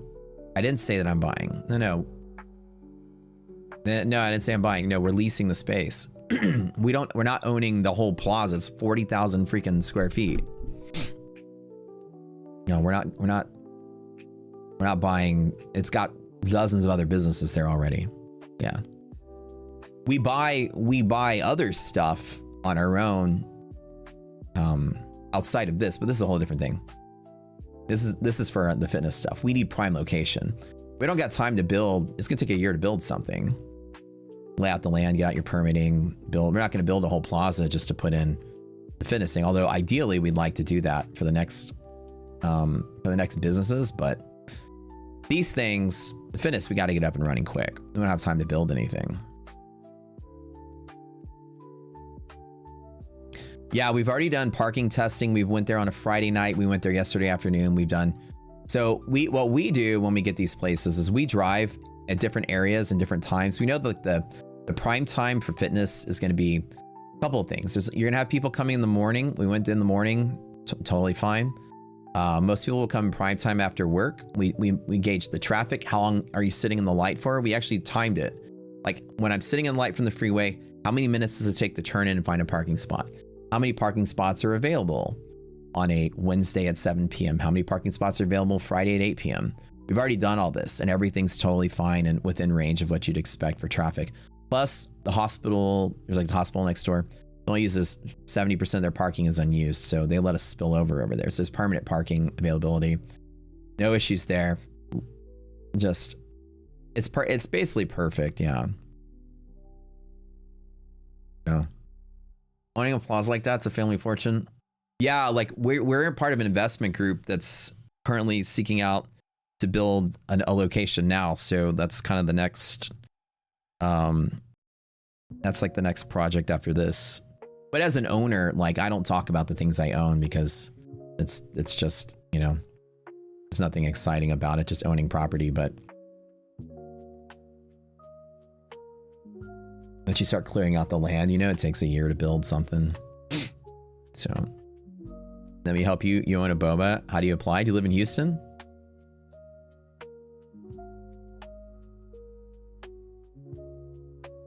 Yeah. So anyways, we're going to see it again today. So they finally got the key situation. They had to get a locksmith to come out, and the key was misplaced. So they don't know where the key is. There was a whole deal that went on with this. This place used to be, so Panera Bread actually signed a lease. The franchisee that owns like 20 Panera Breads in the city signed the lease for this place, and then he went bankrupt. So, that's what happened there. I love Panera Bread. Like, what the heck? But he went bankrupt, not Panera Bread, but the franchisee did after he signed the lease. So it's up for grabs. Mario, yes. The answer to your question is yes.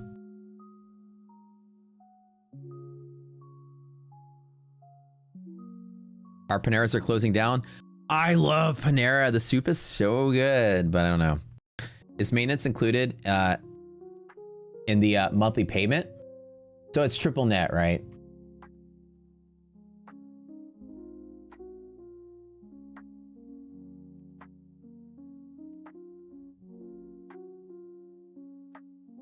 The answer is no. Typically, so in triple net side, you're paying the taxes and doing your own things. And also there's like, it depends on what your contract is like. But this one, this one's a little more lenient. With this contract, we'll be able to, we're going to request certain like leniences as far as like, if he repaves the freaking, the parking lot or something, is not going to raise our rent, because they can't do that, but they can do that. We're going to try to get it written so that we don't have those kind of things. Yeah. So triple net, you're usually responsible for everything, including the taxes. Market's going nowhere. The St. Louis Bread Co. Was that what Panera used to be called? Before it's Panera? That happened to us after the third visit. The maintenance man used a tire iron to break in. Oh, that's too funny. Make the hospital pay for the repaving. Well, hospital is on separate property, but it turns out like the reason we like this is because it's in a hot area of town, where fitness is all the rage, and there's no matcha shop within like 2 square miles. You know, there's no matcha shop anywhere, and so we were like, well, we could pop a franchise in there, but we know that like one of IDOC's family members has always wanted to create her own custom concept, and like I really want to put a bet on her because I think she'll be great at it. So I told her, we went to lunch yesterday and we were hashing out. I told her all the things you need to do to open a retail restaurant, or a, boba shop, coffee shop is like kind of like a restaurant. It's like, these are all the things you need. And do we know somebody that has worked in permitting and worked for the city, so we can have a mentor that can help you out, design your concept, talk to your contacts down in Chinatown of who we know a lot of people. We invest in a lot of people too out there, as angel investor, people that own restaurants and coffee shops and all that stuff. We invest in that kind of stuff. So we know people that can tell us like, who their distributors are, where they get their stuff wholesale. I don't need to be flying out to Vietnam, buying tea, figure out, making my deal. I'm going to get something already pre-whipped up, something that's already here in Houston. So who's we? Like I have, when I say we, in this particular sense, I'm talking about me and iDog and our family. When I said we in forms of commercial, I'm part of investment group, invest in a lot of things. So, I don't tell people what it is we invest in, but it's a lot of stuff.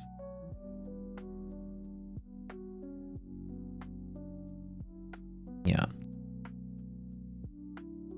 Matt is out in Vietnam taste testing. Yeah, that's what I was kind of saying. Like, so we're going to get all the pieces together, and then maybe we'll get a custom, like a brand new concept that's just us. I don't know the first thing about a tea shop, but I used to remember when I was in college, I ran a Domino's Pizza. So I know enough about running a restaurant and all the stuff that goes into the permitting and all that stuff. I've been there before. I remember those days being a kid. But again, it's been a hot minute. It's been like, 25 years. I live in Memorial, dude. You're in Sugarland? Oh, no way, dude. Nice.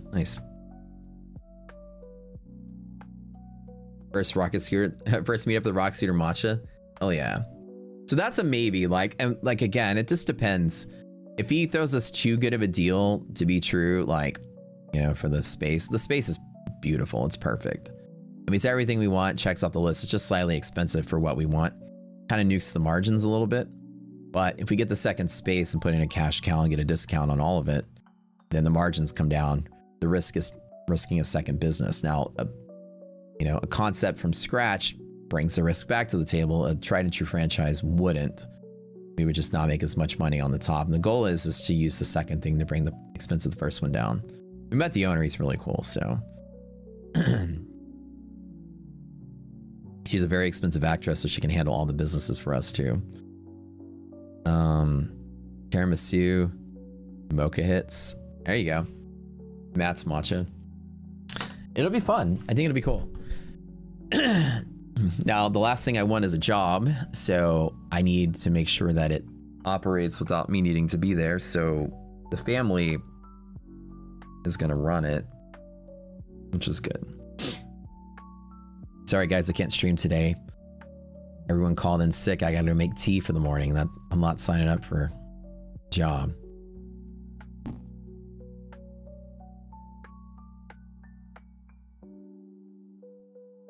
Where's my mouse? My mouse has disappeared on my screen. What the heck?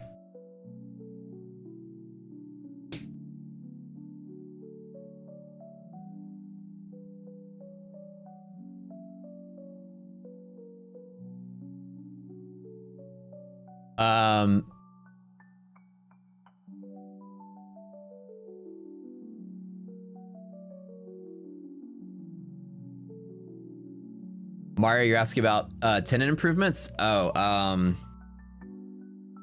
we haven't even got that far yet. So we're just touring the property now. So yeah, so we haven't even put in an LOI yet. So Mario and I are speaking the same language. We've both been through this plenty of times. So we didn't even put in an LOI yet. We're just at the touring phase. So yeah, we're not even there yet. But we met the owner. We're just gone. But we're very convinced this is where we want to try to go. So we're in negotiation. Yeah. Yeah, we haven't even started negotiations yet. So after we tour today, we'll probably toss an LOI in right after, and then let our brokers start working out the deal. They think they can get us out of being responsible for tenant improvements, and also we're trying to get an exclusivity so that no one else can open tea or coffee or fitness in the whole plaza. And the owner is very, very also very cool about modifications, signage, so he'll let us decorate the outside of the building. I asked him, there's like this cool stairwell that's just decorative that goes nowhere except for the executive office, and there's this like locked in space underneath it so that homeless people can't sleep there. It's just kind of chained off. I was like, can I decorate that area? It just looks empty and blank. Can I put some fake plants and fake trees in there just to make it look cool? He's like, yeah, do whatever you want. So I kind of like that. It's pretty cool about decking out. I asked him, like, can I put the signs? And he was like, yeah, put the signs wherever you want. So seemed to be like a nice landlord, so we'll figure it out. But it's also a new facility, so hopefully there's not a lot of tenant improvements going on. They've had a few things they had to like revise, you know, some of the building code and stuff, but other than that, it hasn't been that big for the other tenant. We already talked to the other tenants there, and they seem to be very pleased with it. That should be included. Yeah, I 100% agree. Yeah. Oh yeah.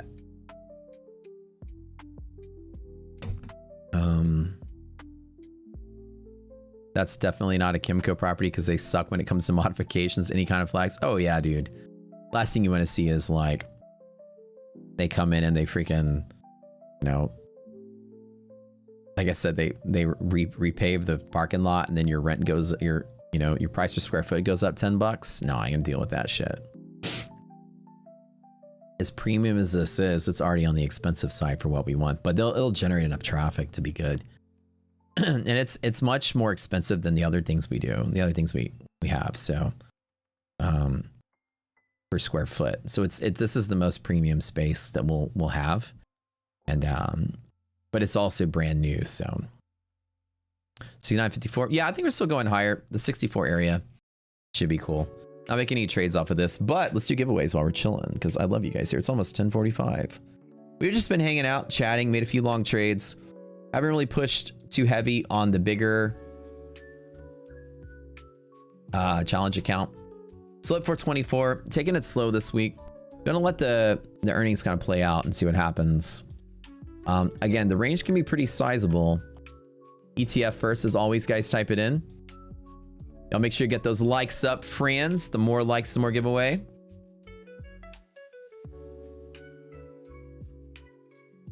You're in Dallas, you moved to Houston? Heck yeah, dude. Well, what, like, I mean, we will be looking to hire a manager, maybe. Depends on if our family member takes up the task of wanting to own their own thing, or we just put a franchise in there. But we have two ideas of franchise of what we want to do. Like I said, we're just at the phase right now that we're just trying to put money places. Like, it's kind of just like diversifying what we do. Yeah, send me a message in Discord. Or email me at matt@rocketscooter. That's the best way to do it. Like, a couple years ago, I built the marketplace. This year, I'm building the prop site. Then I'm building... I'm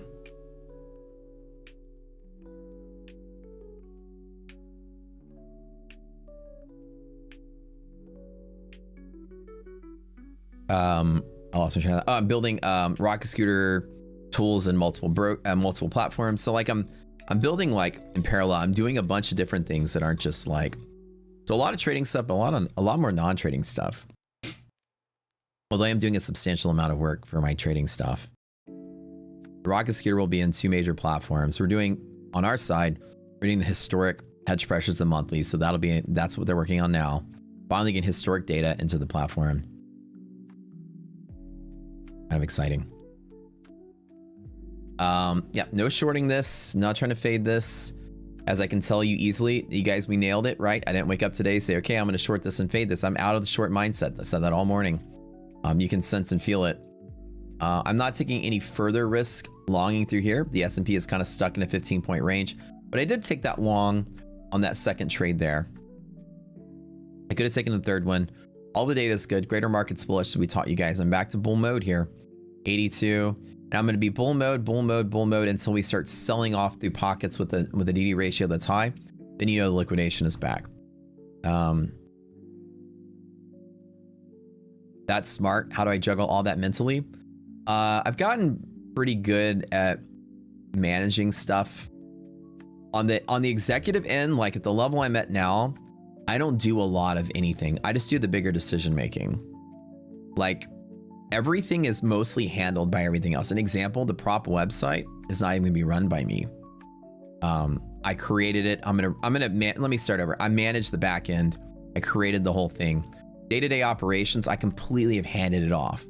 So the idea is like I'm doing less to it, but I stay in the loop enough that I can still be empowered to make the decision I need to make. So apart from being like the creator, the developer, and optimizing and making it better, day to day, I'm not going to be doing much work for a lot of things. Like I said, I'm not going to go make tea at the tea shop. I'll make sure I have other people doing most of the work. So my focus now is more of like as a board member in that kind of fashion that I'm protecting value, right? So I advise, I mentor, things like that. I'm an investor and a board member in that particular sense. I'm not active in the company, but I'm active enough to lead the leaders and choose the leaders and protect value and stuff like that. So with that particular, like role, it's just like a lot of, people that sit on multiple boards of multiple companies, and that's just their job. They sit there and protect shareholder value. They're usually former CEOs or current CEOs with that kind of experience, and they advise the leadership, they advise the shareholders, things like that. That's kind of my role now in everything I do. So in that particular sense, you have to multitask, be aware of everything, but also have the right people running the things. And so, choosing talented folks to like manage a tea shop, like, you can't just have pieces missing. So the goal is to really just be as hands off physically with a lot of the stuff, because I don't have the capacity to operationally run 10 different things. Nope. All right. ETF, baby. Let's go. Type it in.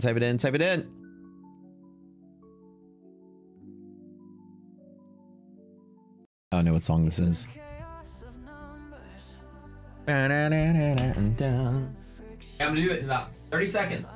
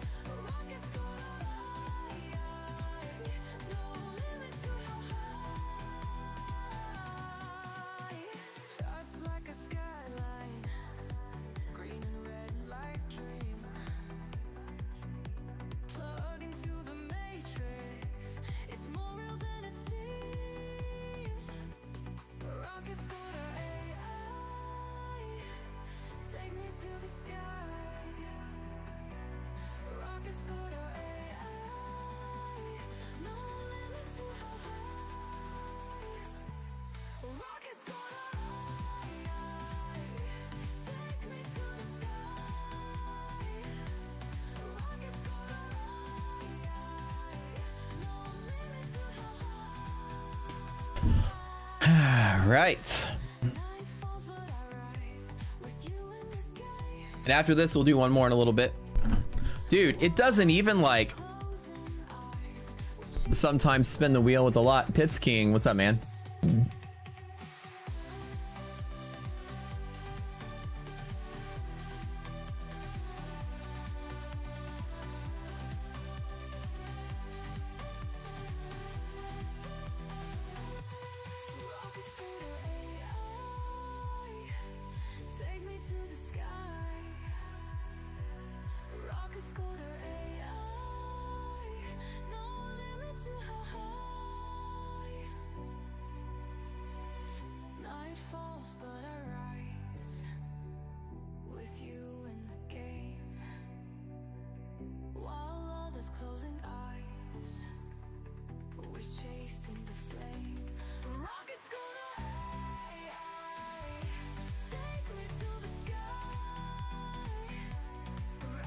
Pips King, type something in chat.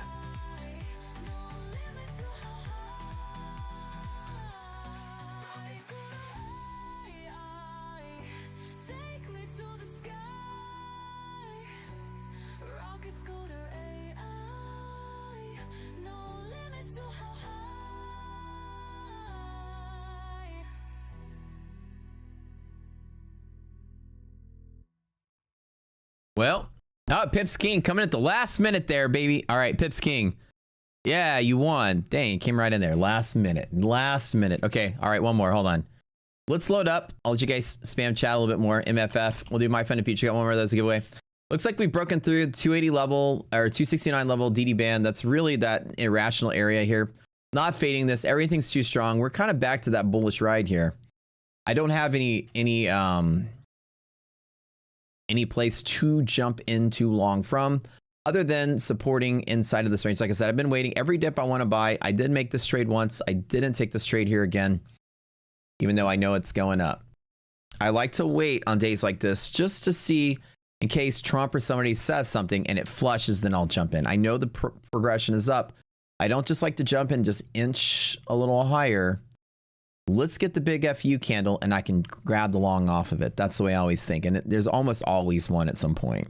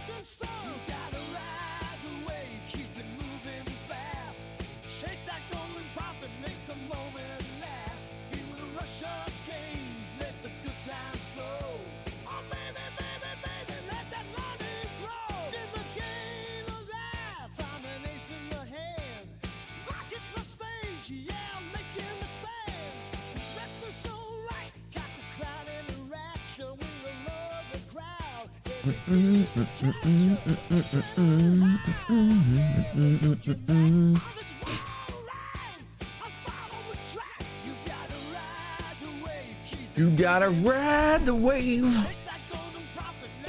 Oh, Mingo's almost here. Yeah, I get my car washed. Exciting. Killer NBS. Man, it does not like spin. Sometimes it spins the wheel long. Even the wheel spin length is random.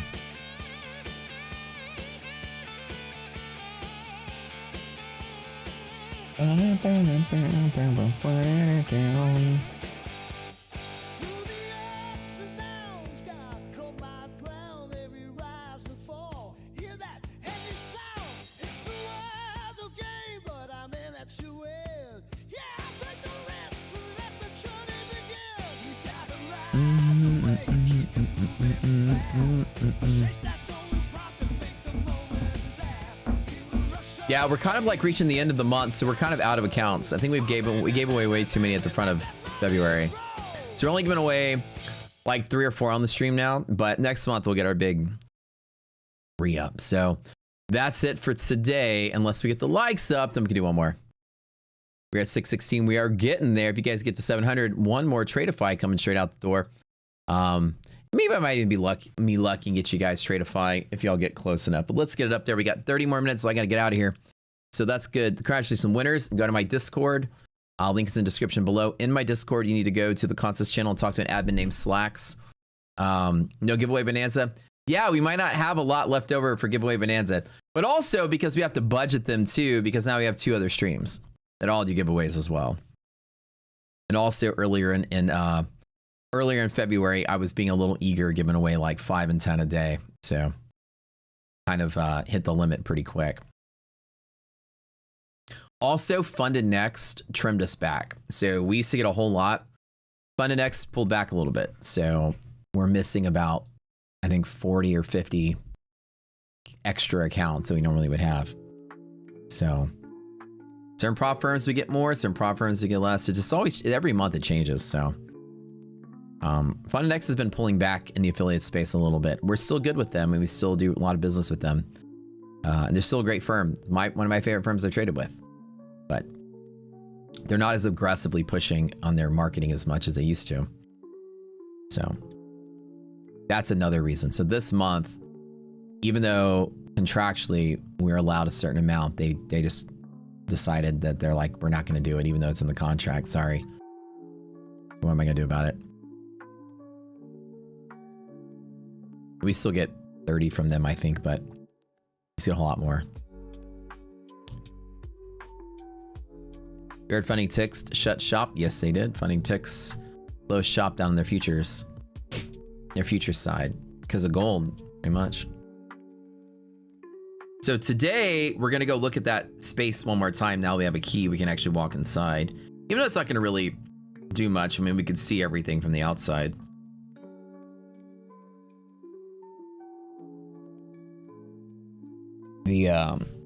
My question is, I've never owned a tea shop, and I don't know if I saw that there was a grease trap previously from the previous tenant. Because a restaurant needs a grease trap. I don't know if tea will need one, but tea has milk products. Anything that can spoil typically has to go. Can't go down your traditional sewer. I don't know. Anybody own a restaurant? I don't know how that works, right? I mean, anybody own a tea shop? Does tea shop need a grease trap? That's what I don't know. I have to Google that. Depends on the city. I'm just thinking like the only product that would qualify. You can dump tea into the general sewer, but milk, I don't think you can. You don't? Okay.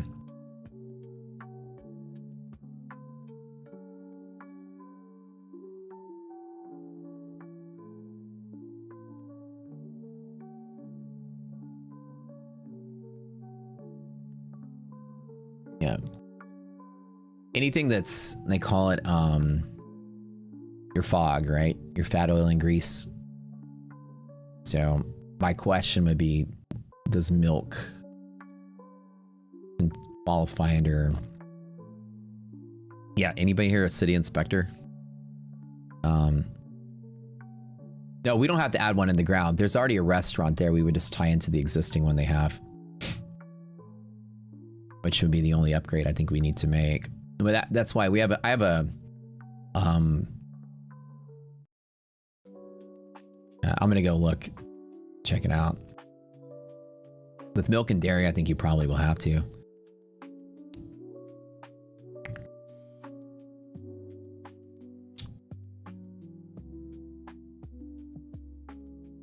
Yeah, the goal is not, we're not probably gonna have food, so.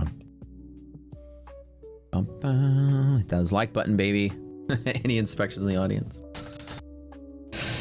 But we're gonna go walk the interior of the building and just see what it is.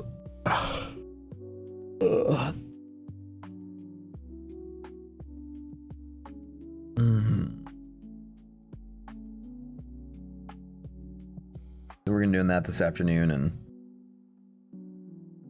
get my car washed. My boy's coming up today to do it. Cool day. Good day. Good day.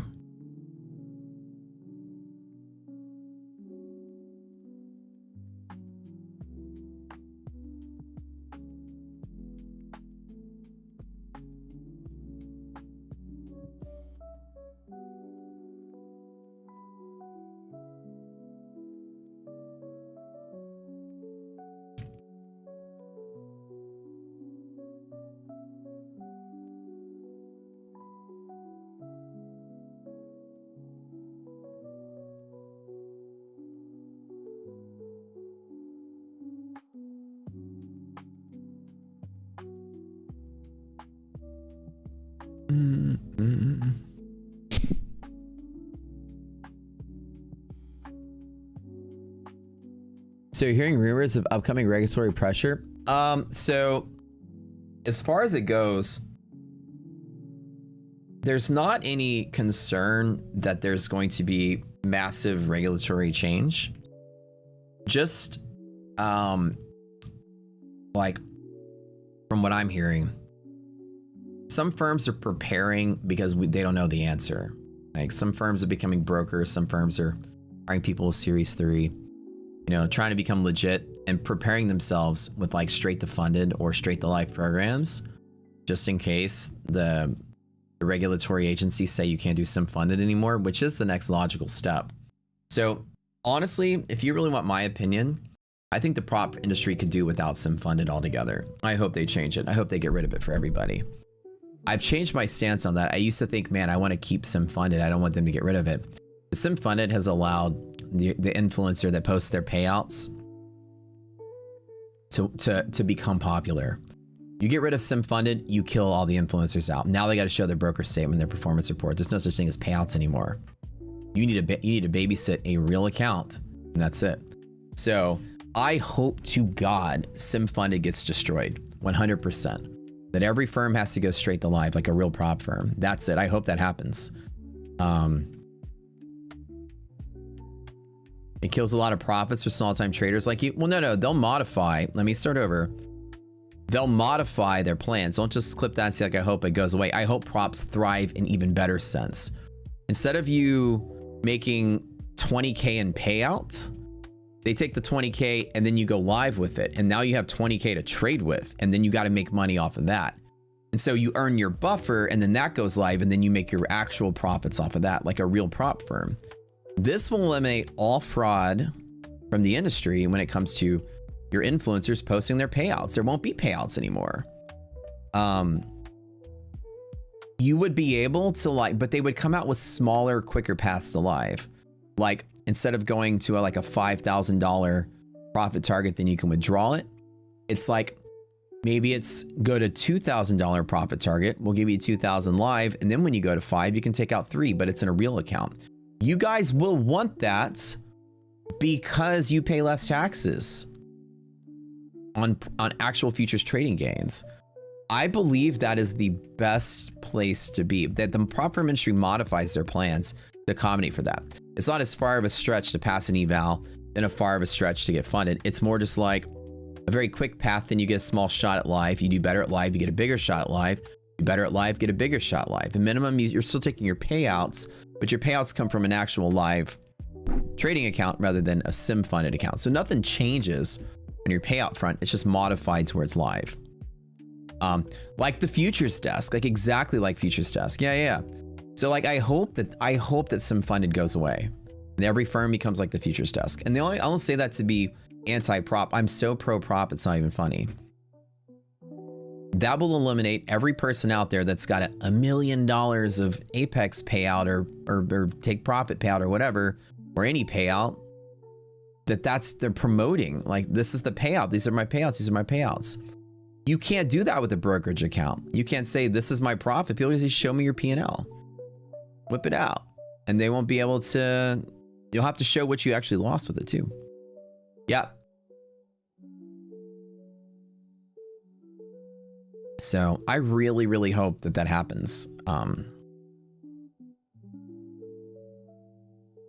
But they become like that sort of, I think that's the only regulatory step. Other than that, I like the way that it is now for us personally. It just is the way that it is now is exploited by gurus and people that have tricked the world in thinking that payouts means profit. And every time I speak out against that, somebody jumps down on me and tries to argue it away like they're trying to cover up the story. And the only people that believes them is dumb people. Payout is not profit. Somebody has $1 million. Somebody on their Twitter is like, I have $800,000 in verified profit or 600,000 verified profit. That doesn't mean anything. That's not profit. Payout is not profit. That's the wrong word to use. How much did you pay in? And you say that, they get mad at you. Show me what you pay in. Crickets. How much of that's actually profit after taxes and 80% split and reset fees and eval fees? Oh, just 50K? Well, that's the biggest lie being told to people right now. That's kind of brought on by the influencer community. They don't care. The more they talk about their payout, the more prop accounts they sell. I mean, that's the game. And I hate speaking like, you know, like dishonest with you. I'm always honest. I'm one of the biggest prop affiliates on the planet, like I said. And here I am sitting on my soapbox talking about it. You know, it'll cut my paycheck by a fraction if that goes through. So I have financial incentive to protect the system as it is. Oh no, I love the system. Oh, it's great. No, payouts, payouts, payouts. Look, I stand the most to lose if things change. And I think it'd be good for the better for the prop space to adapt to any regulation change. And I don't think it's going to happen. I think that the regs are more along the lines of adopting what it is. But the worst they can ever do is eliminate sim funded. They can say, you can't do that anymore. And then the very next day, the major prop firms will just go straight to live. And they'll have to adapt for it. And what I know is a lot of them are preparing for that just in case. But they don't believe it's going to happen anytime soon. They just think at some point it could happen. So most people are positioning, to answer your question, you're hearing about a lot of regulatory buzz. It's probably just rumor mill. Most of the firms are preparing just in case, but they have no evidence that anything's going to happen. And so I don't have any evidence anything's going to happen either. So a little bit of a drop red candle there.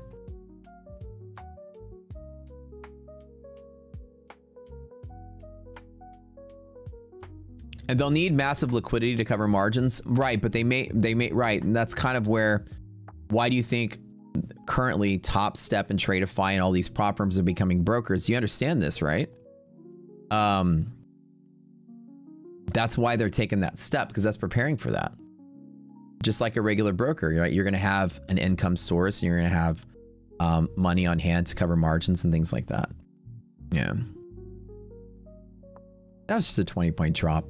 You guys calm down. There wasn't that big of a deal. We've lost 4 points in the S&P, but it's so slow moving. That's like the biggest candle of the hour, right? People really like the futures desk who like them. They skip the sim funded steps. So they're kind of like a forward-looking prop firm in that they go straight to live. And so that's kind of the path you have with those guys.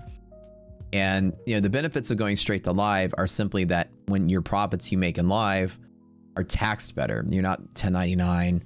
It's not wages. It's 1099, you know, 1256 income on that. So you're not getting like wage income. You're getting 60/40 roll on your tax because it's a real account. And usually real accounts have fewer rules to go with them than your prop accounts. They're not going to have like, you know, trailing drawdown and kind of like the crappy rules that people don't like. The futures desk is what it's called. Yeah, people like them. We have a code with those guys.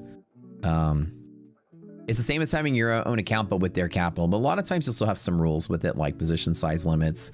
A lot of the live accounts I have, they put DLLs on it. But I think if prop firms go straight to live and get rid of sim funded down the road, that you're going to have mostly non-DLL type accounts. You'll just be getting smaller accounts, but have an easier time getting them, which means more people will go live and they'll go live smaller, but then you'll trade it seriously because it'll be more like a real account. It'd be kind of like the equivalent of, instead of building up a $20,000 balance for a payout, prop firm gives you 10,000 to trade with no rolls and see how you do with it. I think that honestly, if those changes come through, it will kill the affiliate space. And I think a lot of you are happy to hear that. Like, who's worth following? Well, everybody out there is telling you how much they got paid out, and then that's worthy of your time. But like 0 people are showing you what they paid out versus what they paid in. So you don't really know if somebody's really even profitable as a trader. In all honesty, it'll bring back the era of you got to show a P&L historic balance. How much did you make this year? Let me see your P&L since January. People aren't going to show you that, and then you'll have your answer. They'll show you their payout since January. They'll hide their pay in, but they'll show you the payout. They won't show you how they manage a single account. Nobody will. And so I think those changes would eliminate this influx of influencers that we've had and basically kill most of them off, which that's why I wish it would happen. I don't really care on the props point of view, which way is better for business for them. They're both good for the props point of view. The social point of view, you guys, the double-edged sword is if they get rid of sim funded, You'll have a different path to payout. It'll probably be just as easy, but it'll be live payout instead of sim. And then 90% of the influencers will probably disappear within a month or two. Which I don't think anybody's gonna complain about. DLL sucks, dude. I hate DLL on live. It's like my least favorite part of a live program is DLL. They'll Photoshop later. Yeah, well, the difference is Photoshopping is a different level of illegality. It's one thing to be guilty by omission, which is still considered fraud. It's another layer to deliberately falsify documentation to commit fraud. You know, you're getting sued by multiple departments of the government at that point and committing crimes, like physical crimes, not just civil penalties. You know, if you misrepresent your gains, it's considered fraud. The SEC will fine you. If you deliberately falsify information like doctoring a broker statement to solicit investment, that can lead into criminal fraud. You can go to jail. So intentional to that layer of what would happen if gurus just started photoshopping their results. Yeah, they gotta weigh that risk on their own, because all it takes is one investigation and they could get jail time out of that. So the next level could be beyond a civil fine. It just depends on who they've defrauded and who they've pissed off. All right, we're gonna do one more, guys. Straight to five. I'll give you guys the next one. Not the straight to funded, but you guys got, again, I don't know much about that because I don't get in trouble with the government, but as I hear, just omitting what you paid in is pretty bad and you can get fined for that. Hiding your losses or misrepresenting factual information could come with jail time. Most of the time it's just a really heftier civil penalty. School of Rock or School of Trades guy, Joseph James or whatever, was falsifying. He was parading paper gains as real gains. He wasn't doctoring information. It was just omitting the fact that it wasn't a real gain. He was passing off paper trading, and he got a multi-million-dollar fine from the CFTC for it. Do you know that most of your gurus are doing the same thing now? Posting their paper trades and posting their payouts, not posting their pay-in is like misrepresenting information. So, but if they start doctoring broker statements at that point, that's a whole nother level of fraud. Because I don't know how bad the punishment could be there, but it sounds pretty bad.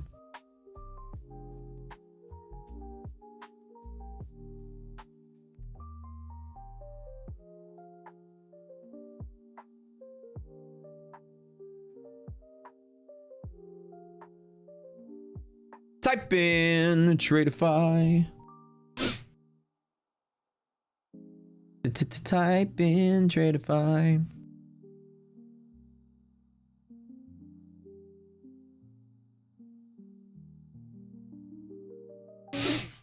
And we go up and up and up. I just can't wait for this like big ass green candle to come out of nowhere on the S&P.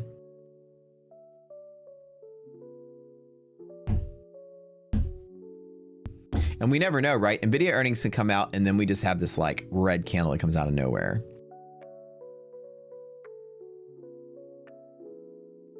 So I'll be careful there. All right, inch up for the rest of the day and then that's it.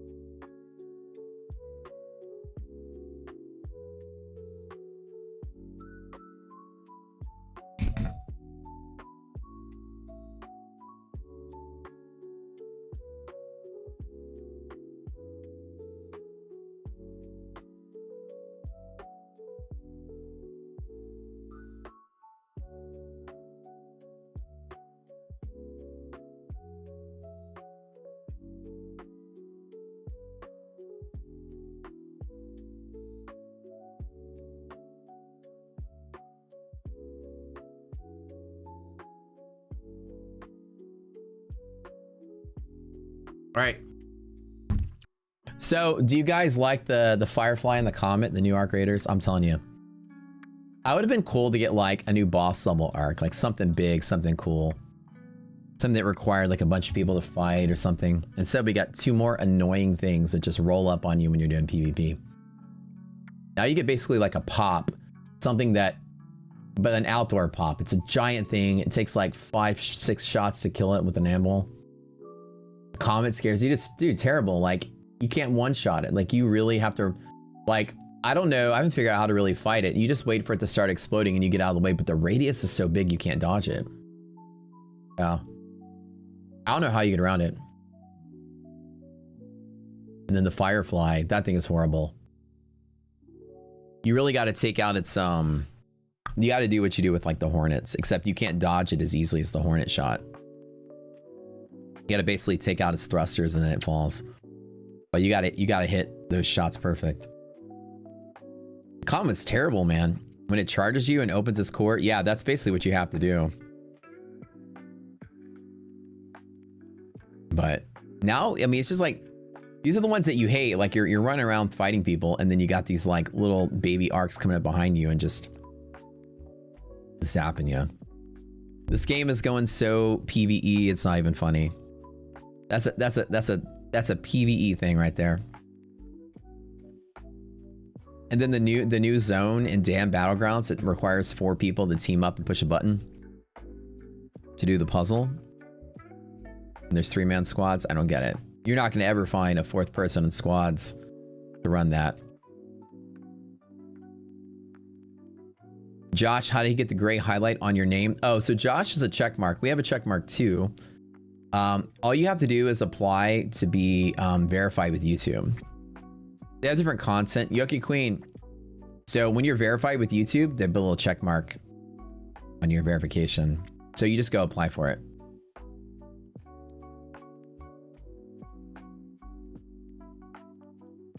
I don't know what the requirement is. But we applied for ours when we hit our 100K and then they approved it within like a week or 2. Okay, congratulations. All right, winners. Winners, you go the drill. Congratulations. Go to my Discord. Go to the contest channel. Talk to an admin named Slacks. Send him a screenshot of your YouTube ID and he'll hook you up with your accounts. Congratulations, winners.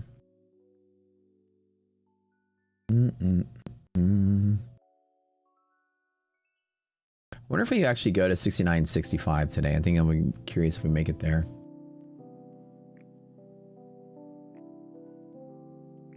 Limit that we go for on the long side. It'd be hard to say if we get there by now. Nasdaq's already broken through its.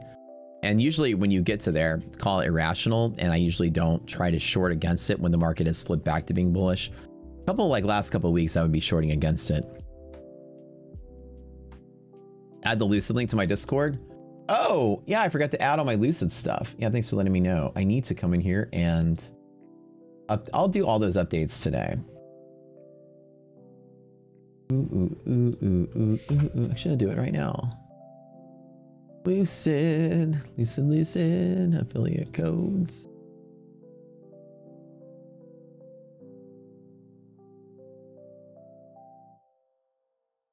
All right.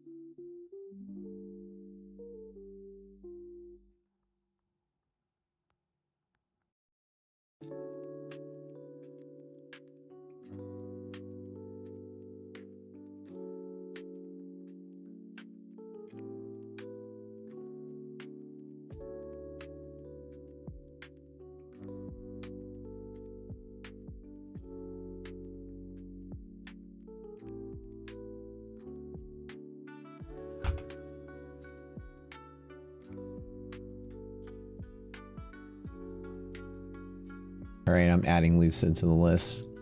Thanks for reminding me to do that. Your message is too long. What?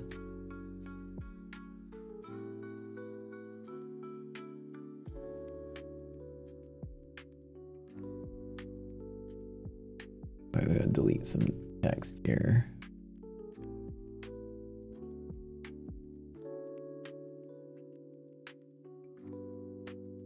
The message is too long. Oh my gosh, message is still too long.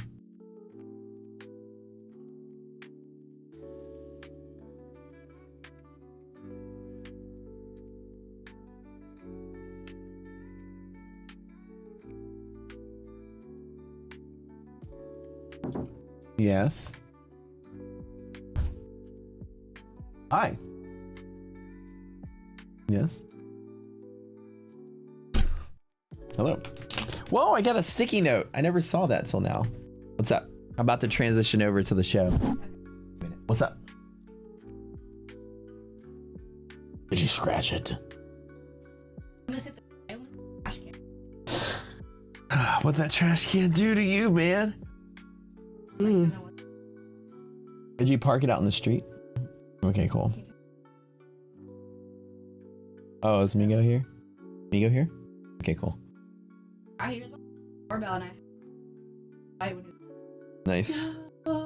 Awesome. What time are we going? What do you think? Has to be. We don't need them there. No. The owner? Oh. No, we say who's him. Oh, okay, yeah, okay. Yeah. They're talking about the owner. Okay, yeah, I'm cool. Yeah, we don't need her there. Okie dokie, Smokey. Buy it to yourself.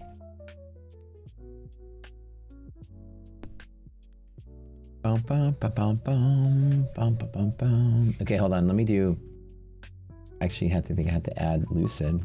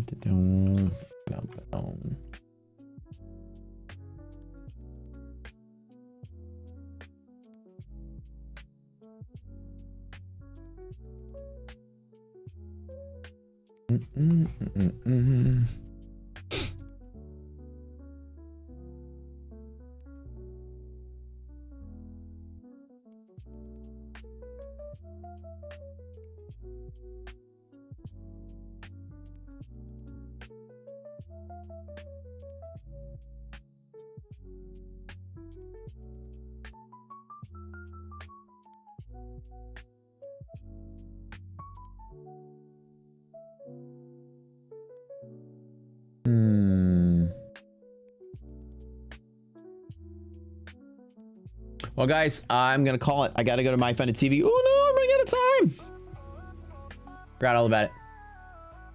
I forgot about it, but forgot about checking the clock there. Doing my funded TV, guys, later, and then don't forget to come later in the afternoon. Neon will be here sharing his live trading journey with you guys as always. We love having you guys here on the channel. About $400 on our fundeds from the. Until I forgot, but there's that link. Everybody's that link. Thank you, Kevin, so much. The link Kevin's posting in chat. Everybody right now, do me a favor, click that link and go there. I'll be live trading. Still there, waiting for an opportunity, something to play. We'll see if we get anything good. And then I'll be live there, and then after that, Neon will be live here. Love you guys. It's time already, man. Time flew by today. We had a lot of story time and storytelling.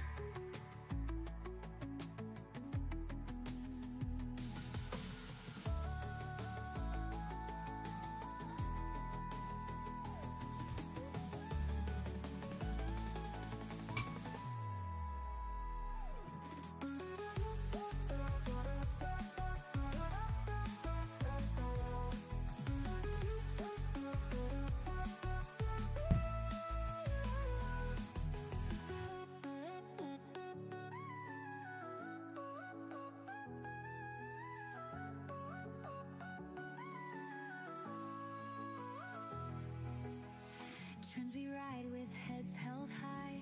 Resilience makes the weak ones fly. Future volume crystal clear. Rocket scoot